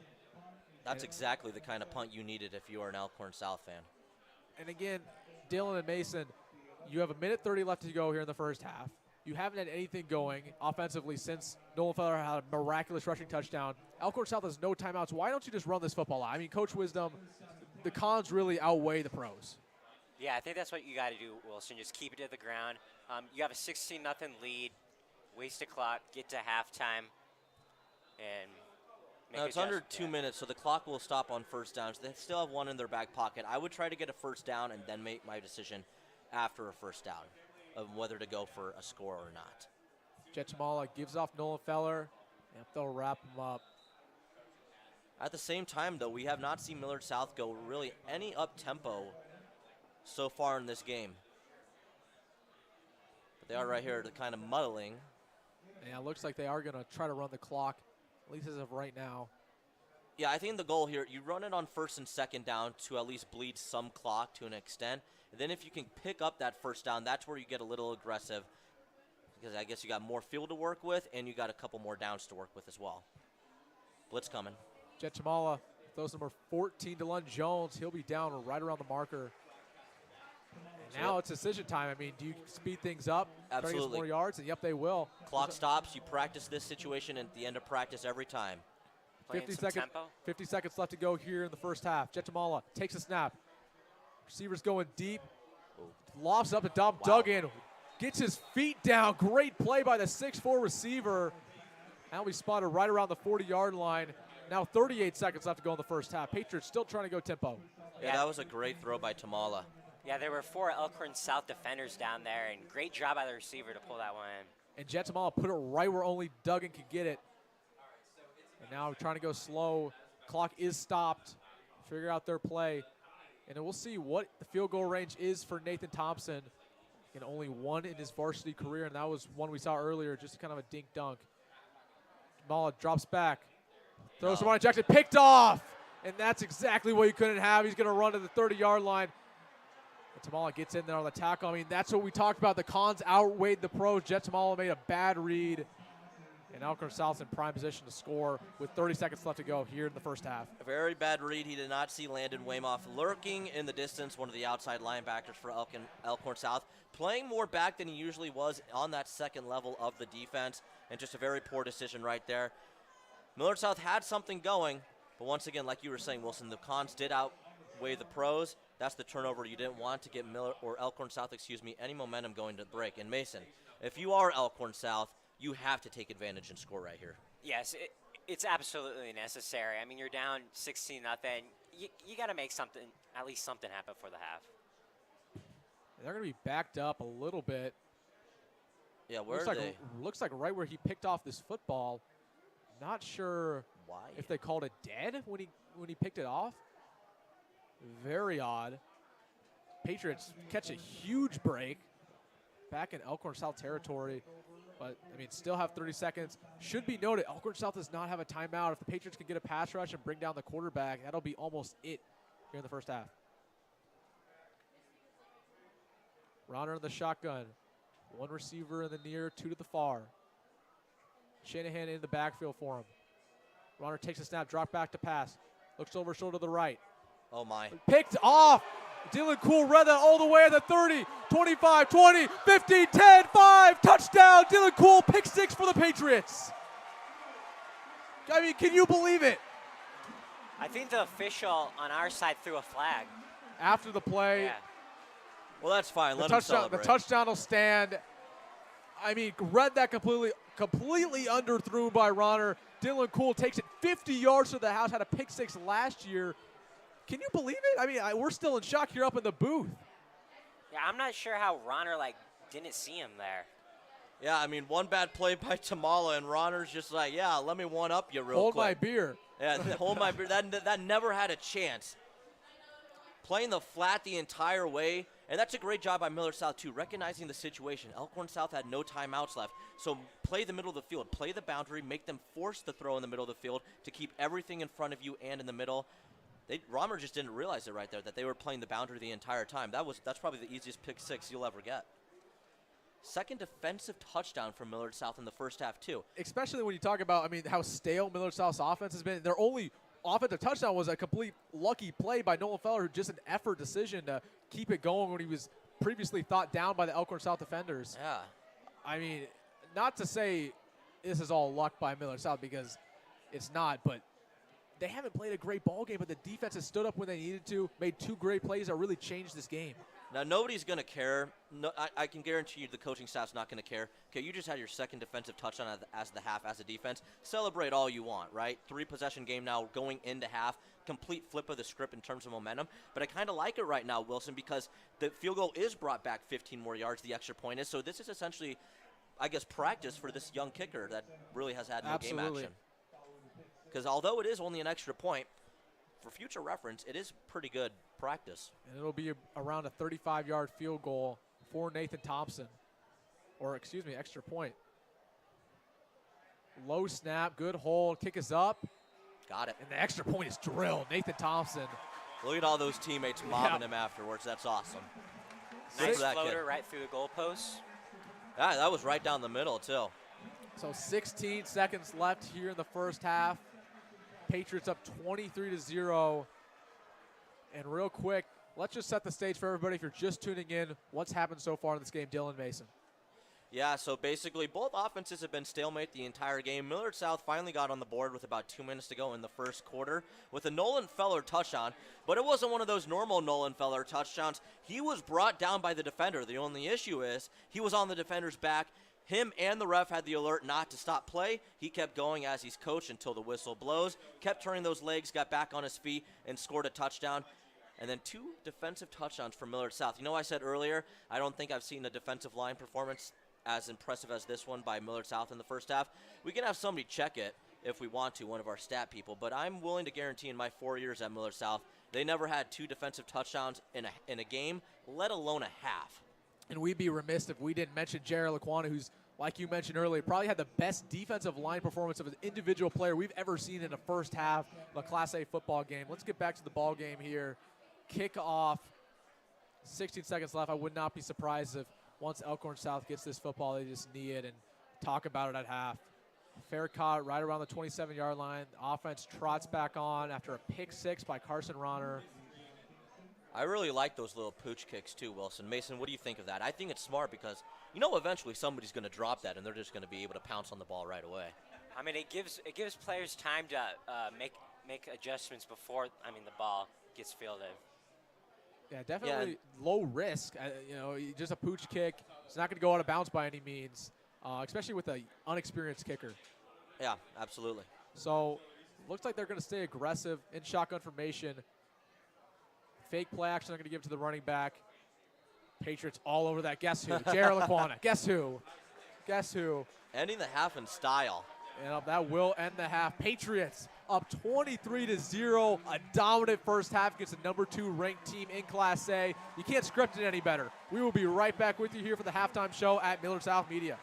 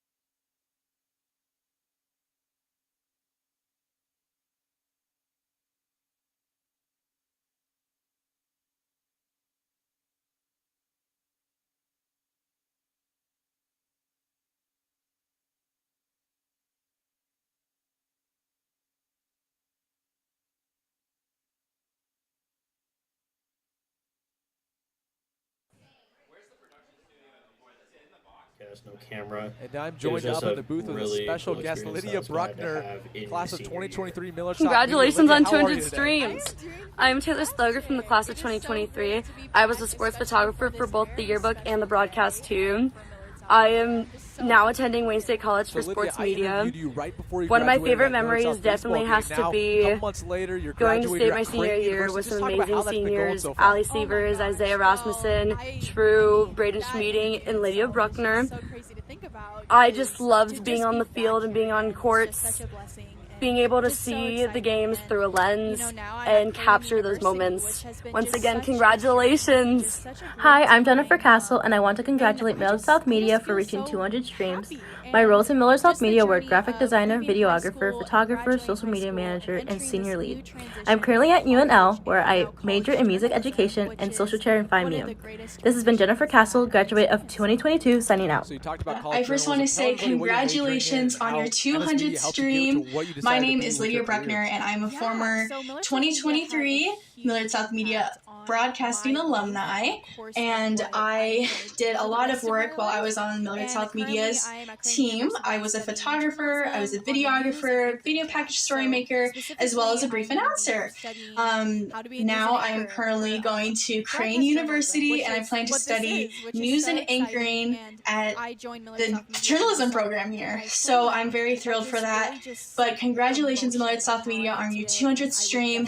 Thanks for being such a key part in Millard South's community, as well as Omaha's. Posting a lot about Hello, Crane. Millard Just South Media. talk This is about that Ben. I family was atmosphere. I know you play-by-play, fit right mainly into it. You production, love it. Just talk about that. Now, this isn't a sponsorship of Crane at all, but they are 2 years our hometown now. college here in Omaha. So just now talk I'm about at them Wayne and State that College. I'm family going to atmosphere. graduate this coming year in psychology and human services, going on to be a school counselor. Congratulations for 200 streams. Hi, I'm Sam Hansen from the class of 2023, and I would like to congratulate Millard South Media on their 200th stream. I did play-by-play for the first ever complete volleyball crew, and right now I'm going to UNO and studying kinesiology. I'm scared what's going to happen. But hey, congrats Millard South Media, 200 streams. A lot more coming. Look forward to another great year. Make sure you guys stay tuned in. This is Wilson Dittman, class of 2024, current voice of Millard South Athletics. And I just want to thank everybody who's contributed to the program over the last 5 years since it was created. We've had a lot of talent come through who are now taking their broadcasting and photography skills and whatnot to the next level in college and even professionally. So thankful for everybody who's come through the program, and also really thankful for everybody who's watched. We're nearing 2,000 subscribers, really big achievement. And our viewers help us get to where we are and help us get as much connections and experience as we do. So thankful for everybody, and hopefully we have another great year. This is Wilson Dittman signing out. It was just so great to see just this growth, and it's amazing. And last thing, we're up 23-0 right now. Do we get the win? Yes! What's up, Millard South Media? Congrats to you guys on hitting your 200 stream tonight. Joining me up in the booth. We will be right back with you here on Millard South Media.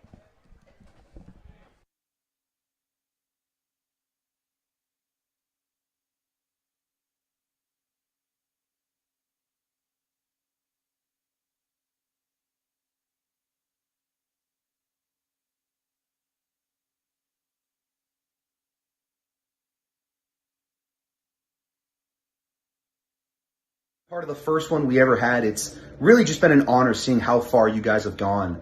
You know, shout out to Mrs. Caldall for the time and effort she's put in building this program, and shout out to all you guys for continuing to put in work each and every stream you guys have just to make it excellent in every way, shape, and form, and continuing to branch off into new areas. It's still just the start, and I can't wait to see all you guys have in store. I'm proud to be a Millard South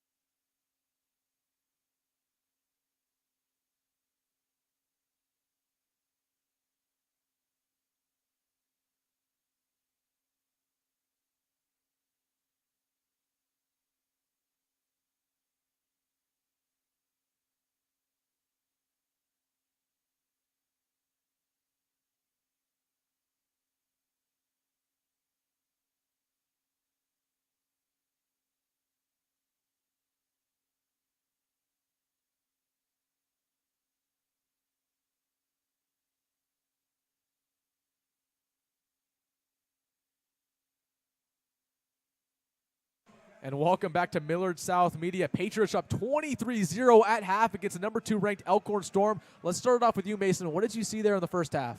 Well, I saw a dominant defensive line by this Patriots team, starting with J.R. Laquana. He had quite a few tackles, and then, of course, we had that pick 6 by Dillon. Now, really on the Patriots offense, I think they've just been capitalizing off the sloppy mistakes by this Storm team. Yeah, I would say both offenses, for the most part, have really struggled in the first half. The Patriots have been able to move up the ball more effectively than Elkhorn South has. The biggest difference, though, in the game right now is the defensive line of Millard South. We said it over and over in the first half. They are completely wrecking this game right now, and until Elkhorn South can protect their quarterback and get any forward momentum going on the ground, we're going to keep saying the same thing over and over, because right now they're already down 23-0. Chances are they're not going to be running the ball that much in this half to begin with. They have to be able to protect the quarterback to have a chance to come back in this game. And for the Patriots, they're just smelling it right now. They're teeing off on that pass rush right now. And when you're up 23-0, it makes it really easy to rush the quarterback and forget about your run keys. So let's go back to our keys of the game. Starting off with Elkhorn South, they had take advantage of the Patriots' young quarterback. Jet has not had a great game so far, but I wouldn't say they've taken advantage of him. He did have one pick late, in the second quarter, but I say he's played all right. On to the second key to the game for Elkhorn South. Dominate special teams. Nathan did miss an extra point, but other than that, been pretty clean so far for the Patriots. And the last key to the game is stop the run game. That absolutely has not happened. Nolan Feller with the run TD. And going to the other side of the field, Millard South, our 3 keys to the game. Establish a running game. Absolutely have done that. Win the turnover battle. You just saw pick 6. That's a good way of handling that. And the last key to the game we had for them was win the battle of the trenches. And Dillon and Mason, to say the least, they have done that in this one. Absolutely. Yeah, no, they have really done a great job in the trenches, both the offense and the defensive line. The most impressive thing I see is just the relentless energy getting to the football. Basically every snap. One thing I want you guys to pay attention watching at home is on every defensive snap from Millard South just this half, watch how many hats get to the football at the end of the play. How many guys are diving down into that pile. How many guys are going for the strip, right? Trying to force turnovers, right? It's just that relentless aggressiveness and just energy from this Patriot defense that, compared to past Millard South defenses, I've really noticed a stark difference with this pass rush especially. Yeah, and the physicality just unmatched right now. All right, we will be right back with you here on Millard South Media.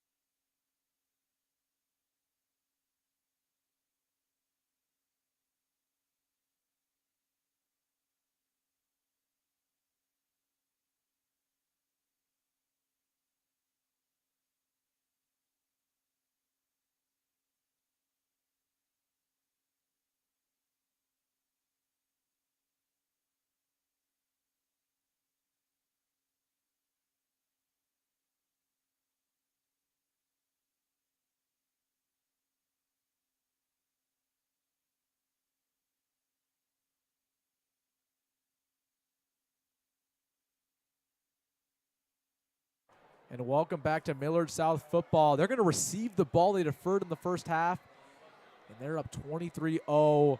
And if they get a touchdown on this first drive, Dillon and Mason, this could be over already.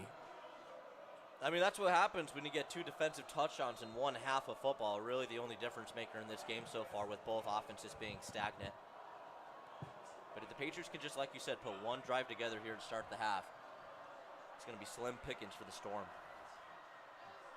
Elkhorn South with the kickoff, with the wind. Dillon Jones will get under that. Has a little bit of trouble with it, but it's called dead. That'll be a touchback.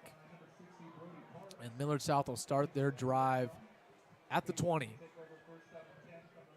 All right, we already talked about how we got here in this ball game. 2 defensive touchdowns by Millard South and 1 extraordinary play by Nolan Feller to stay up, have that heads-up ability, and run it to the house. But really, other than that, the offense has not gotten going. Jet Tamala has struggled so far in this one, had a pick late in the quarter. It's just been the Nolan Feller show. They got to get him going. And I would like to establish the run if I'm the Patriots, but I would like to throw it on the early downs to maybe set up the run on 2nd and 5, 2nd and 4. They had a little bit of trouble there, but they did get it. Yeah, some miscommunication. Thought he was going to pull it back. Tamala either 1, handed it off the wrong way, or 2, Feller went the wrong way. Nonetheless, loss of 4. Second down, about 14 here.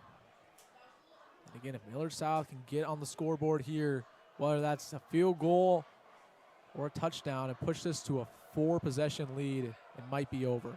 Jet Jamal on the quick out route, be tipped to the line of scrimmage.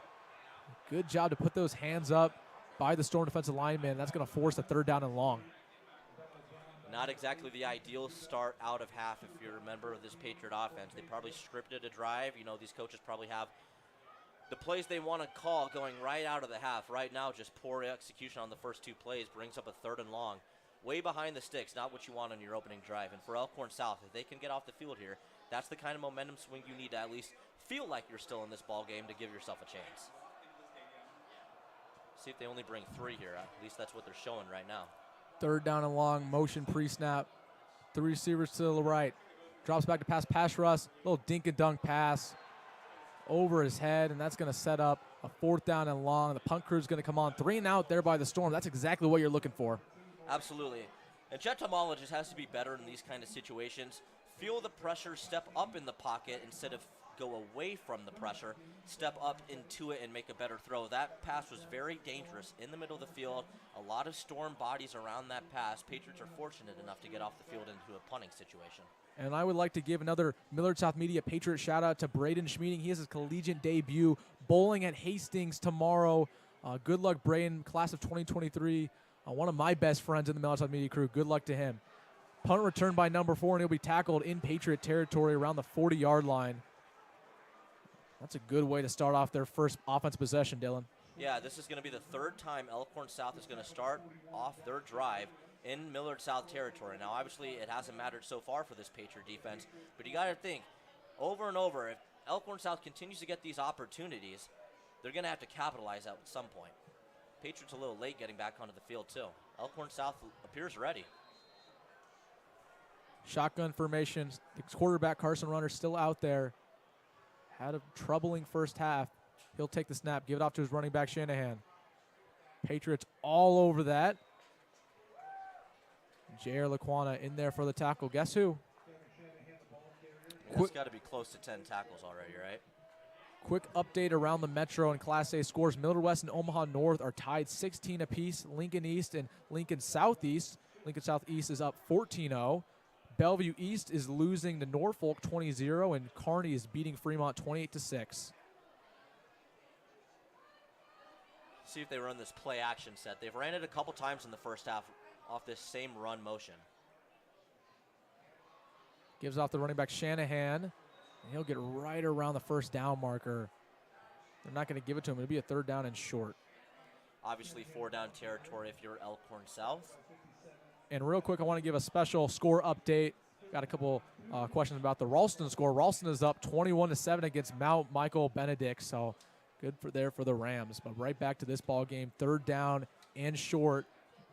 And you got to go for this. If they don't get it right now, I mean, it's not even a question. The Storm will go for it, but they're trying to get it right now. Here we go.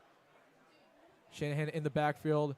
They're going to give it right to him. Patriots all over it. He's not going to get it. Lost a yard.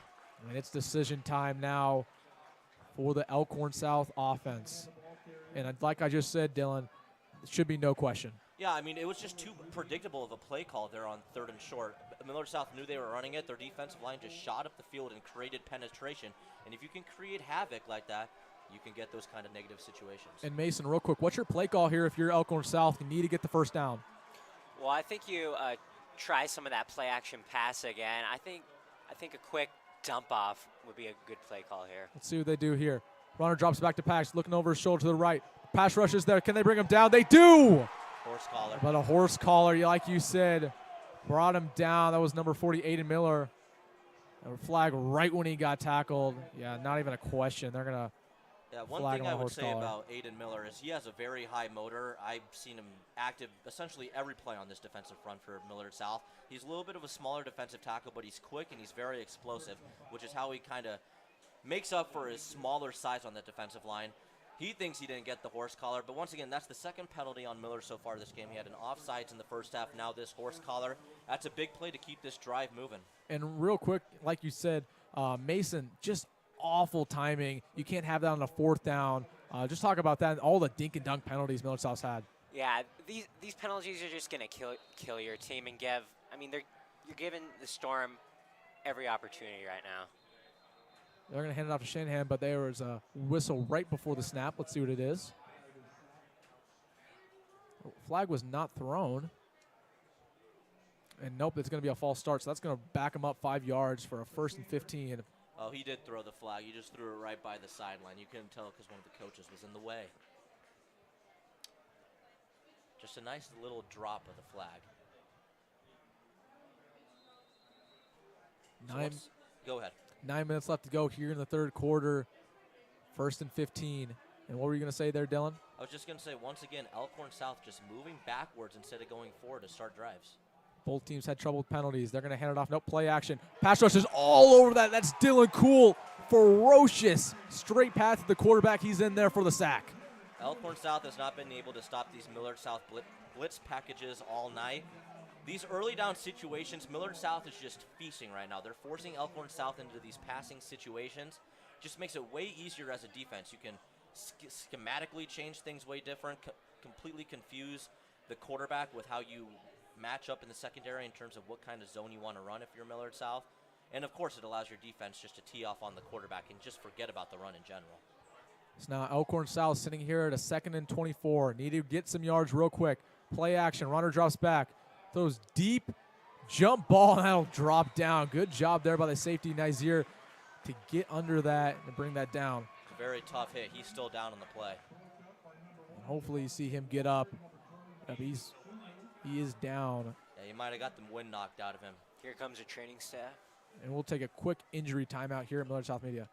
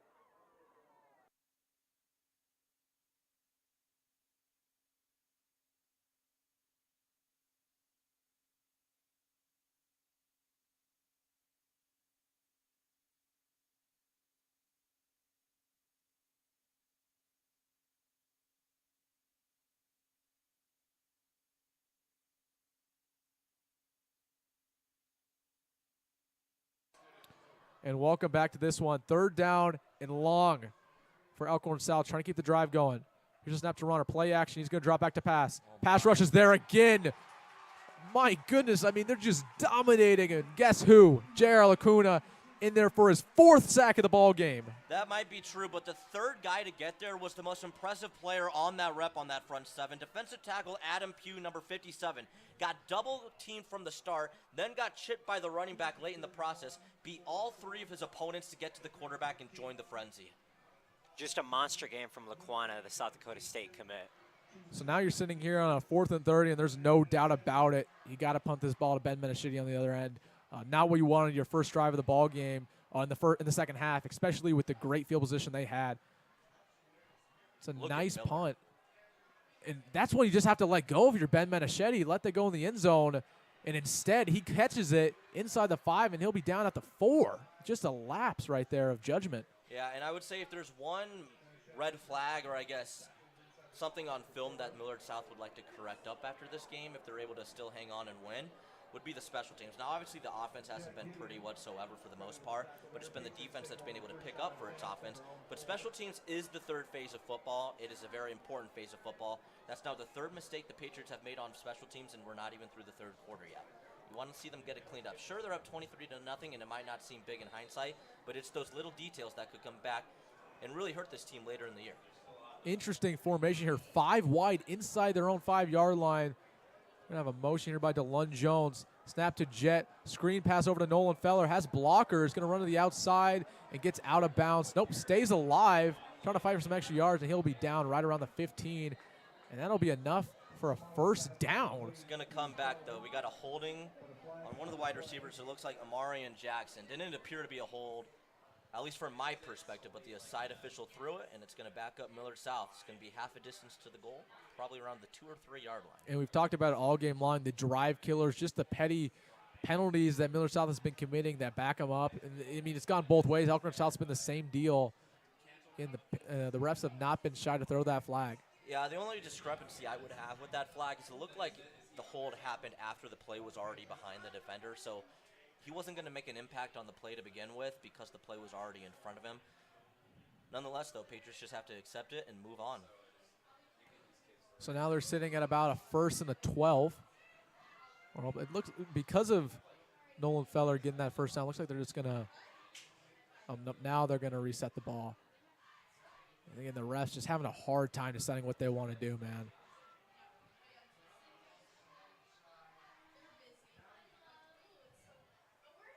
Pretty interesting formation, though, to start off 5 wide on your own goal line. And let's check out the student section here really quick. Camo theme, looking good.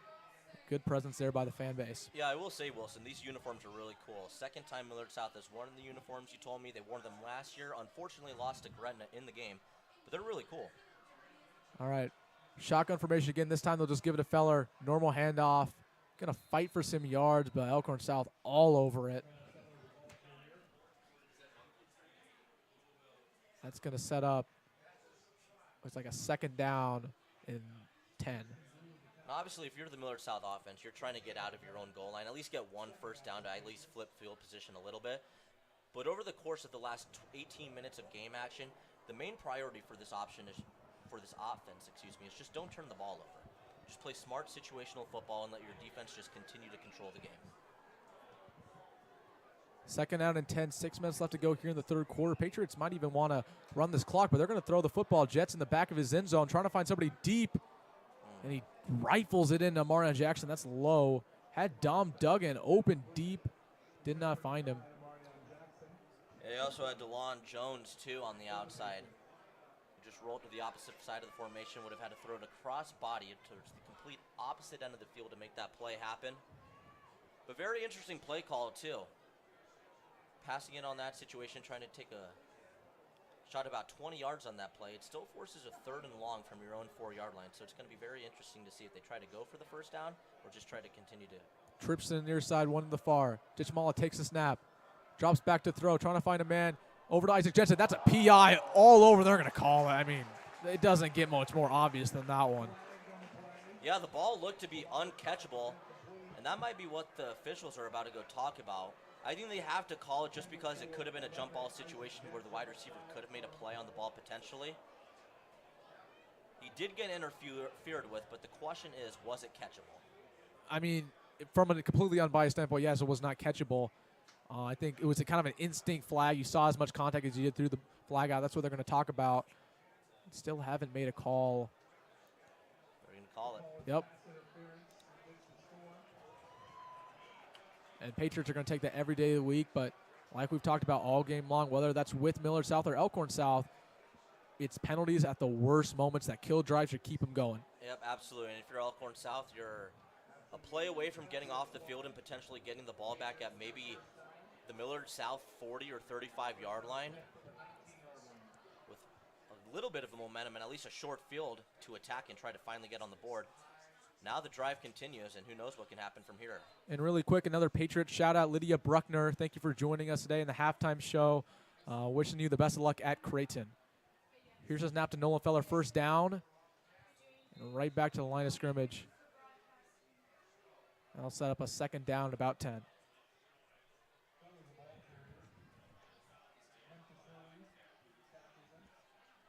Mason, what do you got for us right now? Well, Patriots just struggling to get out of their own field position. I mean, the penalty helped, but I mean, both defenses have just showed up in this game. Defensive battle throughout the whole thing. Dittman takes the snap. He's going to look to pass. Quick route by Isaac Jensen. He's going to fight right to the first down marker. It's going to be a little bit short. But a nice comeback route. They'll take that. Yeah, you can see the basketball traits in Jensen. Really just high-pointed that football, boxed his defender out, and finished the play really nice. Very physical, falling forward. Brings up a 3rd and short, and you'd like to pick this up if you're Millard South. Who's going to be the more physical team on this play? Offensive line versus defensive line, all they need is a yard. Let's see if they run it right up the gut. Absolutely got to, especially with your running back, Nolan Feller. Give it to him, see what happens. And you know wisdom, if he doesn't get it, he might as well go for it. That was offsides. Called it. Yep.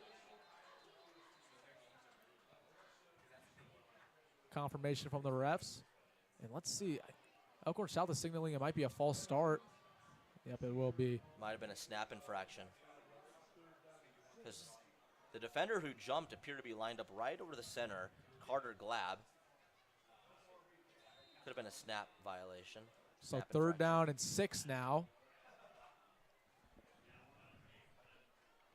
That changes things up a little bit. 3rd and 1, entire playbook's open. Not sure they really trust, at least what they've seen so far tonight, is their running game to get 6 yards on a 3rd down situation right here. And a guy who really hasn't got going is Amarion Jackson. Let's see if I can get it to him here. Drops back to pass. Finds Isaac Jensen again. Goes up and gets the jump ball. His 6'5" frame. My goodness. Yeah, and the Elkhorn South defender, as you can see on your screen, wound up with the football, but he ripped it out of Jensen after he was already down, and now he appears to be shaken up on the play as well. But that's the second time they ran the same route to Jensen, just to the other side of the field, matching up against the cornerback opposite of him. Just once again does a nice job settling into his break, stopping right at the sticks, and basically just boxing his defender out and going for the jump ball. Basically the same kind of technique that you would do rebounding in basketball. So you can see, nice job by the Patriot coaching staff, just really playing to Jensen's strengths on these last 2 pass attempts, knowing his basketball skills and just playing right to them. So there is a man down right now for Elkhorn South. We will be right back with the injury timeout, and we'll see how he...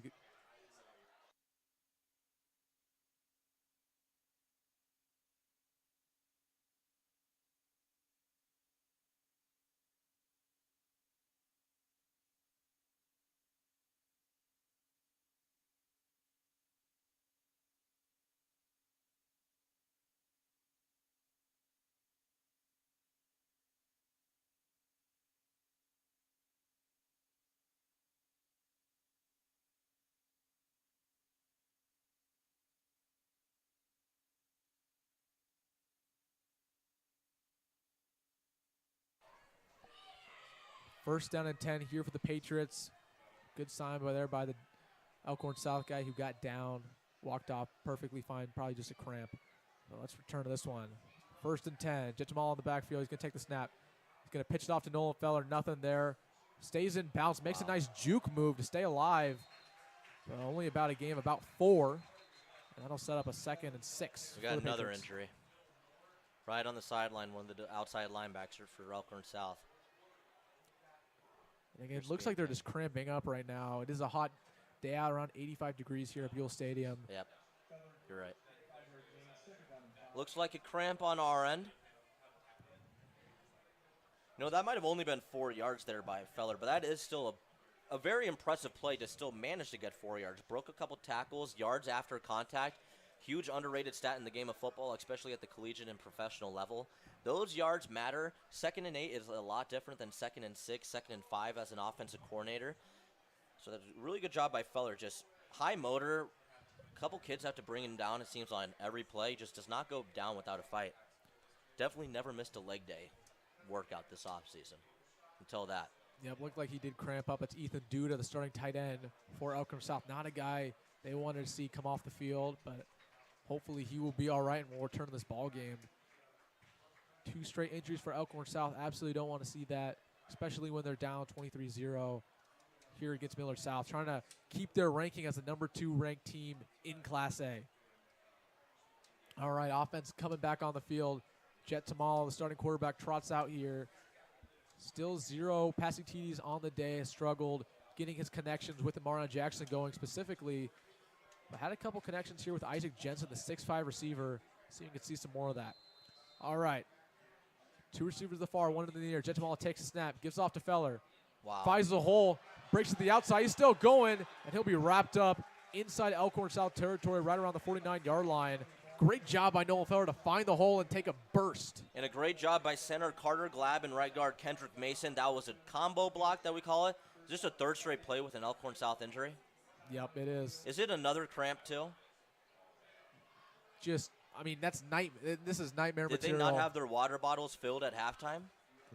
I mean, that's 3 straight plays with the cramp. I don't know if I've ever seen that in the game of football. What I was going to say, though, is that was a great combo block by Glab and Mason, the center and the right guard. We haven't really heard Ashton Murphy's name that much since the first drive of the game for Elkhorn South. He's committed to Nebraska, plays on the defensive line and the offensive line.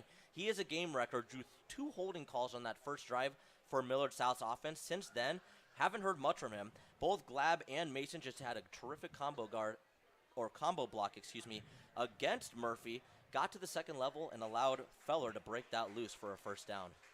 Yeah, great look there. I mean, the O-line's been dominating the trenches so far. One of our keys to the game, Kendrick Mason, has been great so far in the interior.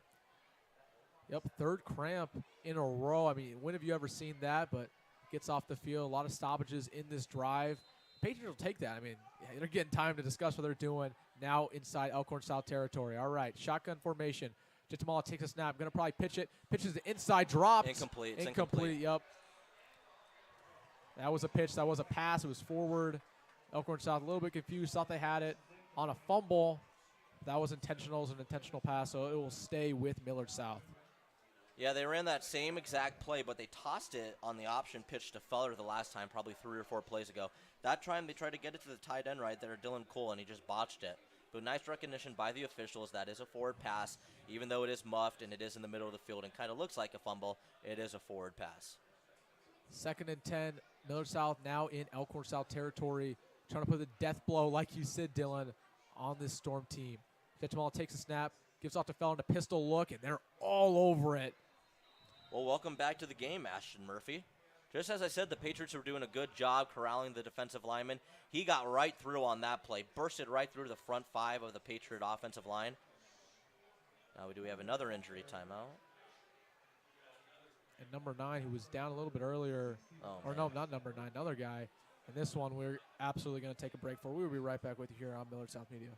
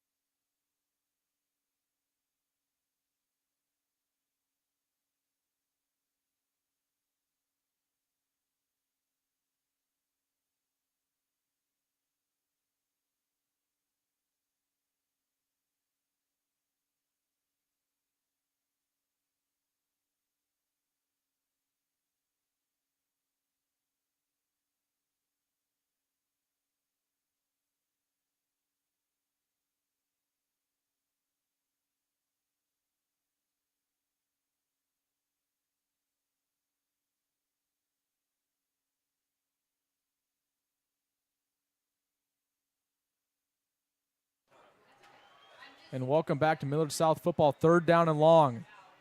Jetamala takes the snap, rolls to the right, trying to find a man deep down the field. Hit as he threw.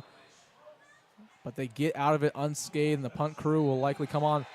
Wow. But wow, flag after the play. I think that's going to be an unsportsmanlike on number 61. Yeah, that's Ashton Murphy. Yep. Undisciplined play right there. He got to him. Tamala did a nice job getting the ball out just before Murphy could bring him down for the sack. But it definitely was not roughing the passer because he got to him right as he was throwing the ball. He had to have said something after the play, and the coaching staff just took him out. He just took his helmet off as well. We're going to give you the full description. Yeah, he's behind the bench now on the track. Yeah, the coaching staff for Elkhorn South is not going to be happy about penalties like that. Yeah, unsportsmanlike conduct in that situation. And you know what, Wilson? That's the second play this drive. We had a pass interference when the Patriots were down at their own 5-yard line. That extended the drive. And now this unsportsmanlike conduct is the second brain fart by the Elkhorn Storm defense that's kept this drive alive. Penalties and turnovers, the biggest inflicting wounds that impact every football game, high school, collegiately, and professionally. And Elkhorn South, one of the teams in Class A who really doesn't struggle with that as much. One of the more disciplined teams. They've had the same head coach for over 10 years. Really just unlike them, and the refs not been shy to throw the flag. Definitely one of the killers, and that's the reason why they're still not on the scoreboard. I mean, worst time to have them, and it's been all game long. When you need the drive to end, they have a flag that keeps the drive going, and when you need a big drive offensively, they have a flag that puts them back. Absolutely. This has been almost a 5-minute drive too by Millard South, and they're just now getting to the 34. Low snap. And Feller is going to be tackled right around the line of scrimmage.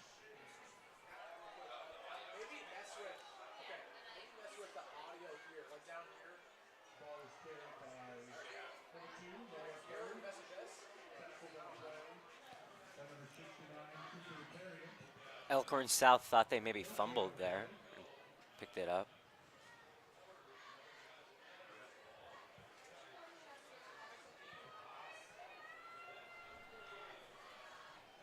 Patriots got to get rolling here on this play clock. They're making a late substitution right now. There's only... Okay, no, the officials just bumped the clock back up to 25. It's close to being a delay of game penalty before the official reset it. 4 receivers in the formation. Low snap. Jetsamala gets it. Looks to his right. Finds Dom Duggan on the out route. He's going to get the first down and more right around the 20-yard line.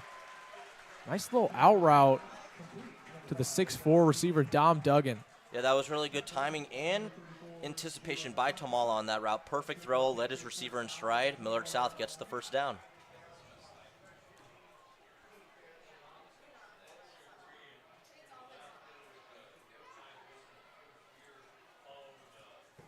Well, Patriots almost at the 20-yard line of Elkhorn South, trying to put the death blow on the Storm, number 2 team in Class A. They're going to hand off to their running back, Nolan Feller.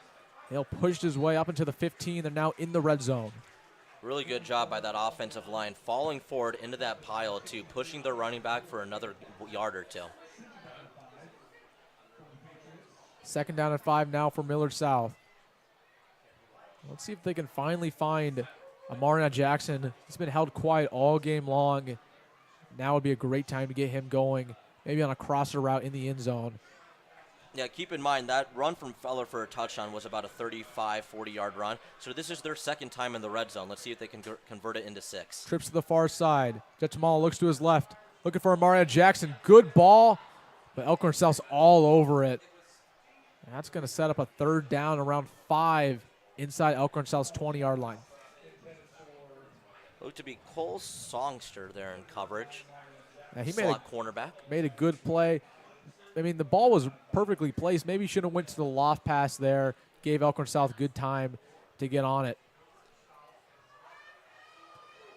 Well, you need to get off the field right now if you're Elkhorn South. Maybe even force a turnover. You still feel good about Nathan Thompson. You think he can miss one.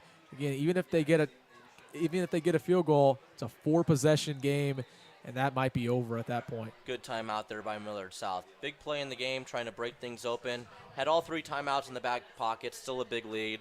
No reason not to use one here trying to convert this third down, but it looked like the initial formation was anticipating an all-out blitz from Elkhorn South. They had 2 tight ends and a running back in the backfield along with Tomala to maybe get them max protection, and there was only 2 wide receivers that appeared in the route. Let's see if they stick with that. We will take a quick break here on Millard South Media.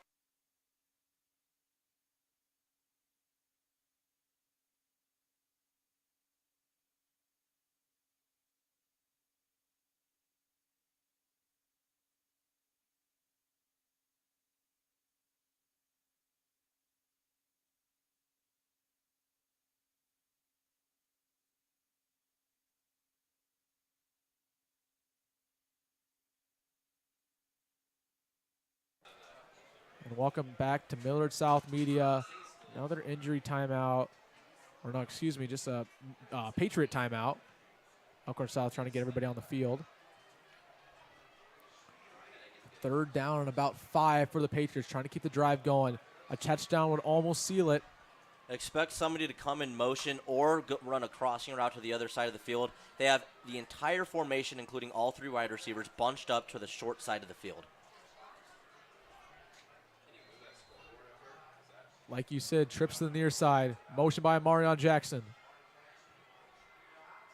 Jet takes the snap, looks to his right, throws it back to Marion Jackson on a screen pass. Good blocking, but he dropped it. You just can't have that. He had room to run. That was an excellent play call out of that timeout. Just didn't work out. But both of those linemen got out there in a heap. Big number 76, Max Gray, threw a nice block on that cornerback. Just unable to make the play. Good play call, though. And when it rains, it pours for Marion Jackson, a guy they're still waiting to get going in this one. Good hustle by this offensive line.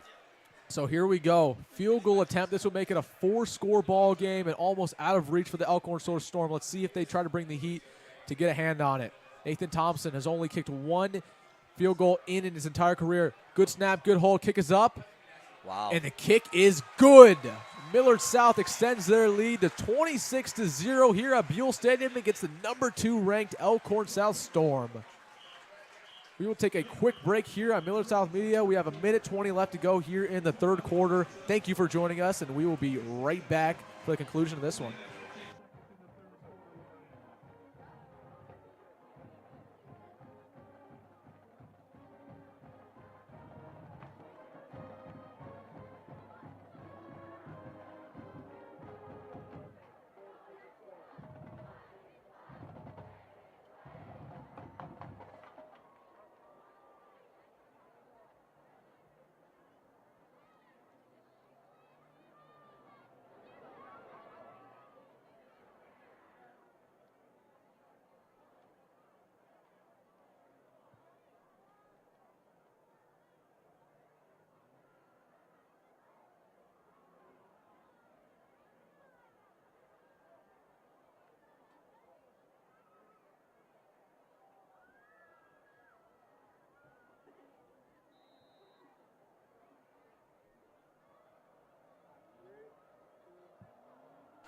And welcome back to Millard South Media. The Patriots now up 4 scores against Elkhorn South, 26-0. Nathan Thompson, kind of a pooch kickoff. There you go. Yep, bobbled it. They're going to get under it, but that'll be down around the 12-yard line. We were talking about that earlier. It was only a matter of time before they muffed it. And there it is. Well, that one was a little longer of a pooch kick, too. If I'm Millard South, I'm doing that every single kickoff moving forward against any team I'm playing. It works effectively. If you can get good hang time on it, like they are right now, it becomes a very effective play and can create turnovers, as they almost did right there. But one thing I wanted to ask you about, Wilson, is just your thoughts. Coach Wisdom's willing to go for it on the first drive of the game, 4th and 10 from his own 40, but not go for it on 4th and 5 from his own 15. What's the changeup about? I mean, you're at a point in the game where you're up 3 scores. You're a field goal. You're going to put up to 4 scores. You got to play conservative at this point in the ball game. There's no point in going for it, especially when the difference is 3 in a 4-score game. Smart move. Definitely saw it coming. And, again, he converted. You're not going to be mad about 3 points and move it from 23 to 26. Absolutely. First play there of the drive goes nowhere for Elkhorn South. We're under a minute here in the third quarter. This is a do-or-die drive. Need to go down and get something going. Haven't seen a single thing from Elkhorn South. Their star receiver, Luke Hawkinson, has not caught a ball since the first quarter. Carson Runner has not had anything going on the ground. It's just been an abysmal game from the offense, and that is in part credit to Millard South. The D-line all over that one, and that's going to set up a 3rd down and long. Yeah, that was Trey Weaver. He got in there pretty early. And that's a guy they really like coming off the bench as a senior. Definitely a guy who can get a lot of pressure. Nice matchup just to bring him in sometimes when JR needs a break or Aiden Miller. Yeah, I bet they use him more in pass rushing situations where they can maybe line him up over the middle, have his quickness and speed match up against a guard or center that might not be as quick or as athletic as a outside defensive end / outside linebacker. All right, we're going to start tallying how many cramps. So this is their fourth cramp in the 3rd quarter, I think 5th on the game. Man, I mean, I've never seen anything like it. And it's not, I mean, to say we're looking at the weather right now, it's about 80 degrees here at Buell Stadium. We've seen hotter. Just, I don't know if they have a lack of water on the sideline. They're not getting H2O pumped in their mouths, but man, pause. It's a very interesting thing, like just talking as a casual football fan, you rarely see that many players cramp up in 1 quarter. All right, 3rd down and 10. Clock is running. About 13 seconds left to go. Let's see if they snap it before the end of the 3rd. Shotgun formation. Ronner takes it. What are you doing? I mean, they hand it off. Goes nowhere. Dillon, walk me through the play call. Why are you running the football on a 3rd and long when you need something going? I think it's just because they're already backed up as far back as they are originally. And here's the thing. Elkhorn South, we saw the first couple drives of the game. They were trying to throw it deep, right? We saw that 4th down situation where they had one of the wide receivers just completely have it go out of their hands. They had a 6 on that play, but just unable to convert. They were going for those kill shots early in the game. But now that they're in clear passing situations down 26, it just makes it so easy for the defensive line just to attack the quarterback. You're playing nothing else except for the position, your position of going after the quarterback. You got something for me? So real quick, we want to show you this 3rd quarter, 4th quarter show. We saw it last week. Really cool here on the stream. You see the student section. I mean, they got their phones out and everything. Definitely a cool thing that is now accompanied here at Buell Stadium with the new press box. They can see effects like this. So we'll be quiet here and let you take it in here at Buell Stadium. We'll take a break, and we'll be right back with you here for the conclusion of this one in the 4th quarter.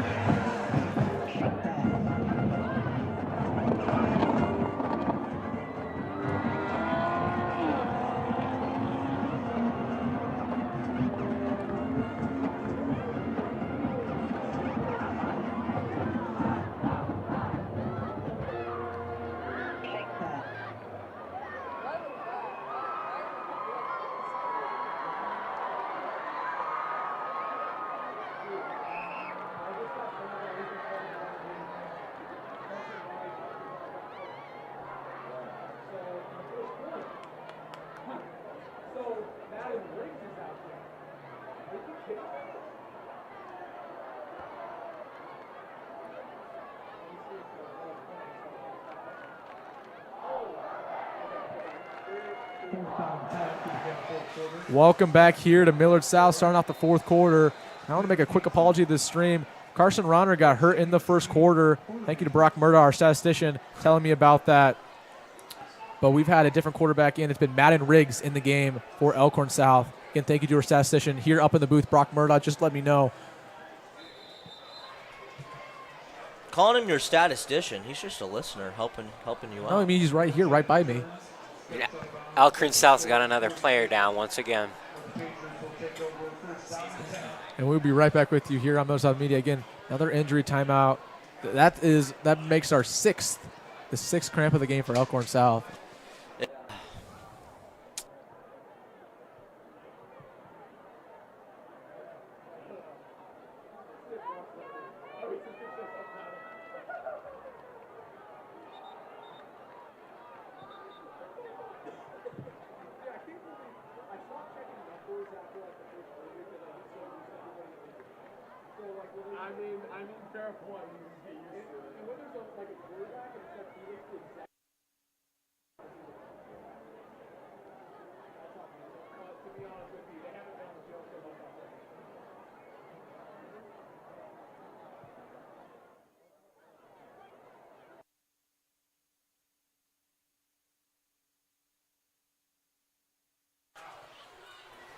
And we are back. Yep, our statistician, Brock Murdoch, just confirmed it. That was the 6th cramp of the game for Elkhorn South, and that's going to take us to Millard South now in Elkhorn South territory. Oh, man, another stoppage here by the refs. We can't go back to commercial break, though. No, absolutely not. We're not like ESPN or Fox. But we will thank our sponsor very quickly here. Let's get them on the screen. Yep, Elkhorn South, another timeout. And then we will thank Erickson Cedarstrom, providing 55 years of legal excellence. Contact Dan Dittman there at Erickson Cedarstrom for anything law. Well, let's set the stage, Mason. What is going on in this game for Elkhorn South? Still not on the scoreboard. Well, I think too many sloppy mistakes. I mean, this Millard South defense is, dominant. You couldn't ask for anything else from this defensive line, and Elkhorn South just can't get anything going here. I mean, nothing's really going their way in this game. Yeah, it's pretty interesting. They were down 16-0 after the first quarter, but if that is when Romer got hurt, then it does kind of make sense why the offense has been so stagnant and they have not been pushing the ball down the field since the first quarter.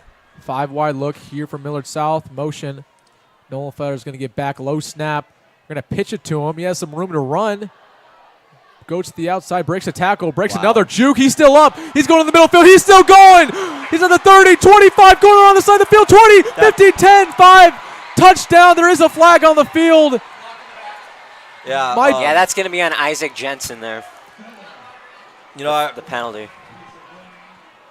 That official has no business calling that. No business calling that whatsoever. Nolan Feller made a great play. I just can't believe the call. At that point in the ball game, it just wasn't a hold to begin with. I'm just going to keep it really real with all you folks at home. For a wide receiver to have the awareness and the strength and just the attitude that he's going to still be blocking his defender 25 yards down the field while his running back's breaking tackles and getting into the open space. He was blocking his man 30 yards down the field. Folks, that is effort. That is not a holding call. Yeah, I think at that point the refs just got to let these guys play.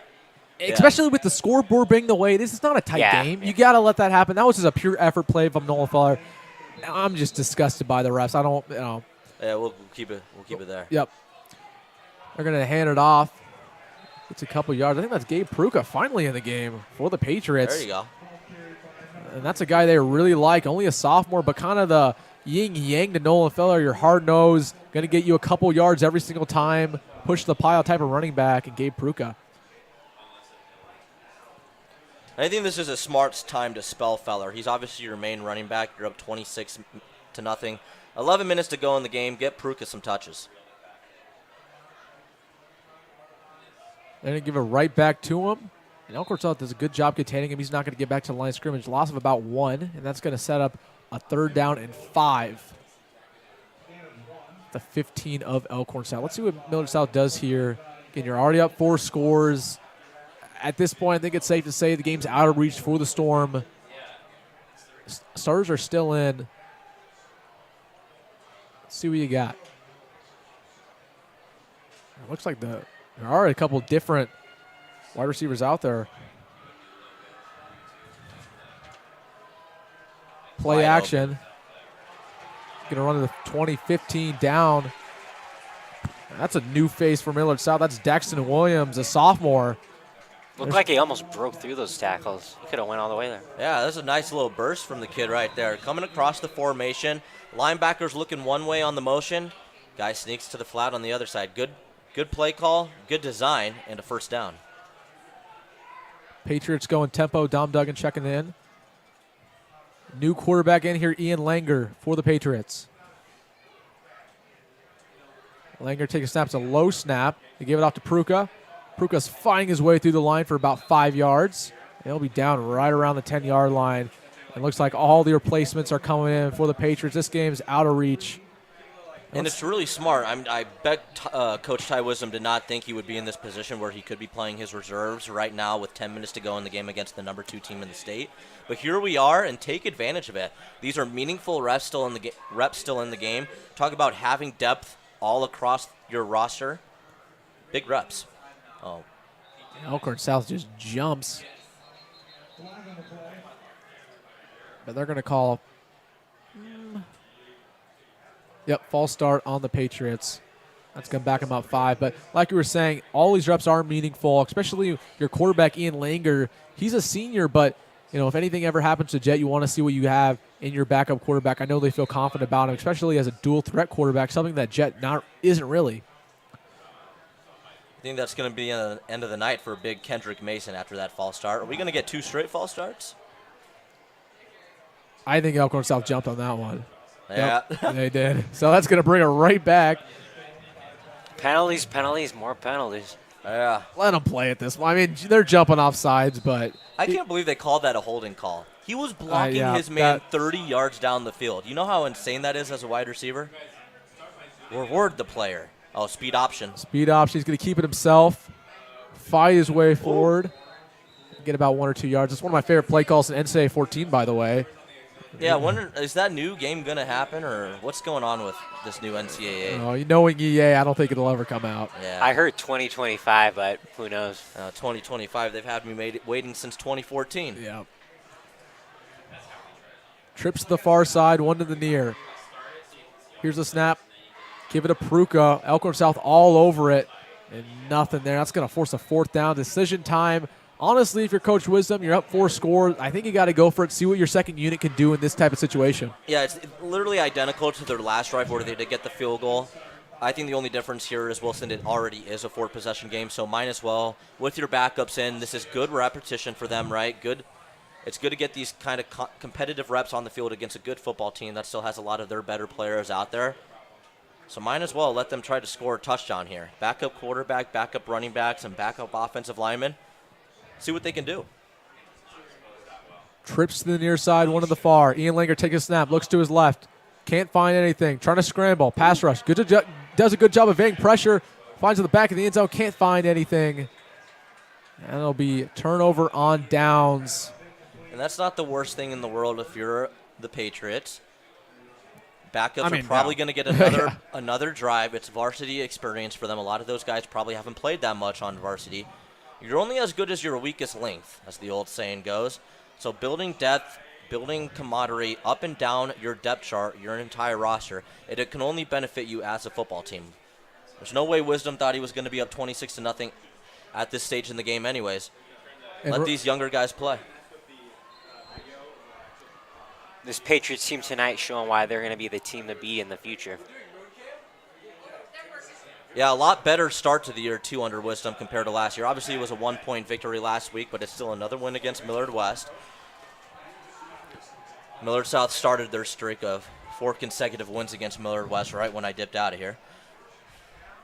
Yeah, you were the curse. I might have been. Actually, I will say this, though, as it's garbage time right now and we're just conversing. I'll say this. The one time, I guess excluding the freshman football teams after my freshman year, but in terms of JV and varsity, the only time that a JV or varsity Millard South team ever beat Millard West in my time here, I was fortunate enough to be starting that game. Y'all want to guess what? Y'all want to guess what position I played? Guess what?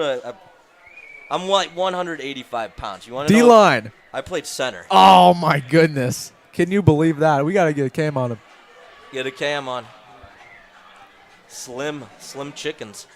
Oh wait, hey, we got a tally. It's another cramp. That's 7th. That's the 7th of the game. Real quick, let's get to the moon cam. Moon cam now on the screen. Look at the moon. What a great view. What a great view. What a You shot. can't really see it right now. Red moon though. And look at that over Buell Stadium. Beautiful sight. Can I mention real quick, when we started this game, the Elkhorn South student section almost full. Maybe a little bit now, almost all gone, going home, going to party for the night. Yeah, you see the cars flowing out of the parking lot. And can we get a cam real quick on the student section of Millard South right now? Oh, you missed it. They were having a party over there. Great student section Oh, tonight, absolutely. though. Camo theme, love it. Showing up as they always do. Yeah, in respect to those Elkhorn South students, still 26-0. They got about a 15 to 20 minute drive back to the Elkhorn area.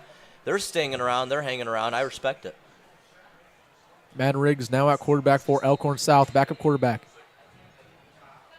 Takes a snap, can give it off to his running back, and the Patriots D-line all over it. Again, the reserves are now almost all in for Millard South, and Miller's still in there. Was a high snap there.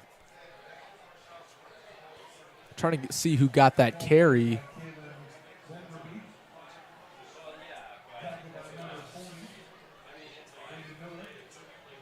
The only thing this stadium really needs now is another scoreboard on the, what would it be, south end of the stadium? Yep. Yeah. I mean, you look at the one you do have on the north side, it's better than any other Class A school. I don't think I'd even mess with it. I mean, you look at the one on the south end. I was at Bellevue West 2 weeks ago when they played Creighton Prep. That's exactly what they have going on still. I mean, fair enough. Well, this is probably, I would say, the nicest high school football field in the entire state of Nebraska. And the nicest press box, too. We're lucky to be in here. Absolutely. First time in here, 200th stream. Yep. I'm happy I said yes. Oh, yeah, absolutely. We needed you, man. All right. 6:30 left to go here. Punt crew coming on. This one's almost over. And you think maybe Elkhorn South would have tried to get on the scoreboard just not to have the fat zero. But they're going to punt it away. Ben Menichetti back to receive this punt. This one's almost over here at Millard South. So in a 26-point game, is this the appropriate time now to talk about what happened last night in Minneapolis? I don't think we could talk about that at all. Black punt. Oh, that was so close. Yeah, I would like to refrain from talking about that. To all of you very depressed and down Nebraska fans right now. Including myself. At least there's two things of happiness I can provide you with. Number one, if you're listening to this stream, you're probably a Millard South fan. So at least you got that going for you tonight. Correct. Number two, patience, patience, patience. Folks, I go to the school. I'm around the program a lot. I hear a lot of things. I see a lot of things. Just take a deep breath. Matt Rule's the guy. Let's play football, Millard South. 6 minutes left to go on this one. Backups are all in. Here's the running back, Gabe Pruka. He's going to fight his way for about a first down. Just easy yardage up the middle there. We don't got any backups on my roster right here, but whoever 66 is, one of the backup linemen, great job moving his defender to the second level on that. Push him about 5 yards back. Oh, there you go. Helping me out. Antonio Harris. Great blocking by the left guard. Maybe left tackle, actually. Left tackle. And real quick, got a score update. Want to mention this really quick. Millard West beats Omaha North 19-16. What an upset by Millard West. This is a team that's maybe better than we thought they were. They brought Millard South almost to the end last game, and they take down one of the best teams in Class A. Thank you to Tate Williams updating me on that score. Wow, unbelievable. Is Omaha North back? You're telling me they're back? No, they lost. No, I'm just saying, but like they're supposed to be good, right? Yeah, they were great when I was here. Oh, they just beat Bellevue West the week before. Really? Yep, they were ranked, I think, number 3. Ian Langer takes it, first down. Puts his shoulder down too. So real quick, let's just go to all the scores in the Metro, right? Let's go down to Class A. Kearney beats Fremont 82-7. Bellevue West beats Burke in a close one, 41-28. Bellevue West off to a rough start to their year. Papio La Vista South versus Papio. The rivalry, Papio, their original, is winning 28-7. Westside beats Grand Island 45-0. They're rolling. Jefferson beats Omaha South in an upset 48-0 as we see a first down there by Millard South. Yeah, very nice cut right there from Pruko. Bounce outside to cut it back in. Gretna off to a good start in their season. They're going to beat Omaha Central 35-21. Benson is getting defeated badly by Bryan, who's up 61-0. We saw Benson just get destroyed the other week. Man. My goodness. I'm not trying to be that guy, but yeah, they should not be in Class A anymore. They should not have a football program. And then but anyways. last but not least, Lincoln East, Lincoln Southeast tied at 21 in overtime. We will keep you up to that one and see who wins that one. Both of them are 0-1 to start the year, but that's a good game right now in Class A. But let's take it back to this one. Under 4, Patriots drive, and Ian Langer takes a snap, fumbles it, gets under. He's still going to run. He's going to get some yardage. Nice play to bobble that, can train it. Looks like there's going to be a hands to the face call on Elkhorn South as well.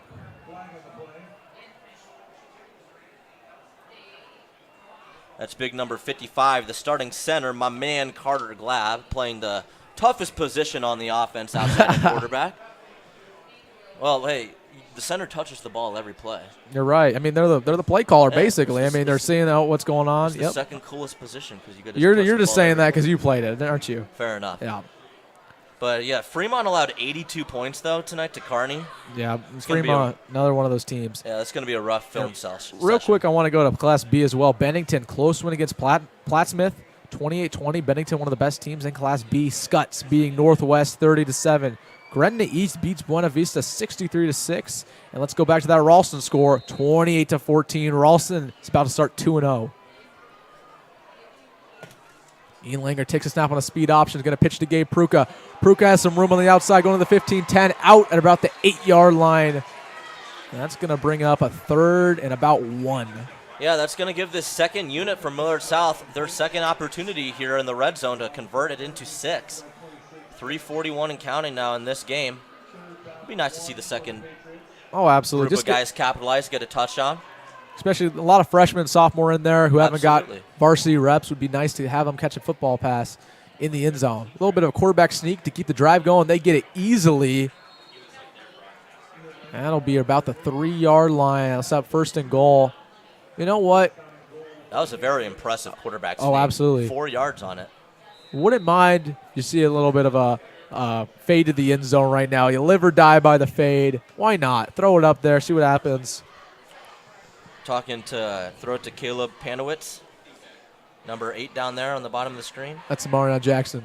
They're going to give it to Gabe Pruka, and he'll be down right around the 1-yard line. That is a 9. I should probably invest in glasses going forward. You know, we're not even that high up, too. I hope my dad's not still listening to this. He's going to text me right away. I do want to give one shout-out, though. Go for it. I'll get ridiculed by my family if I don't. Shout-out to my brother, Cody Pelster. First week of college in the books, first bullpen session in the books. Touchdown, Patriots. Touchdown, Ian Langer, right with the shout-out. He gets the quarterback sneak, and he's up and in. Patriots just running up the score now. Yeah. And since I'm back on the broadcast call, Wilson, you wouldn't have a clue. Go for it. But even though Caldwell's not paying attention, we need to get one Santa Maria in there. Love it. Absolutely love it. Oh, man. That was the go-to call. Anytime Isaiah Harris, back in my senior year, would now is Isaiah Harris still in Nebraska? He is not on the team anymore, but he is still at Nebraska. I see him at the bars every now and then. Oh. I don't know if I should say that. I don't think you should say that on stream. All right, 33-0 here. Good time for a break. We'll be right back with the conclusion of this one. Millard South, the number 5 team going into this one against the number 2 Elkhorn South. They're about to skunk them. 0 points given up. We'll see what happens at the end. Do not go away. We'll be here for the conclusion and post-game coverage here on Millard South Media.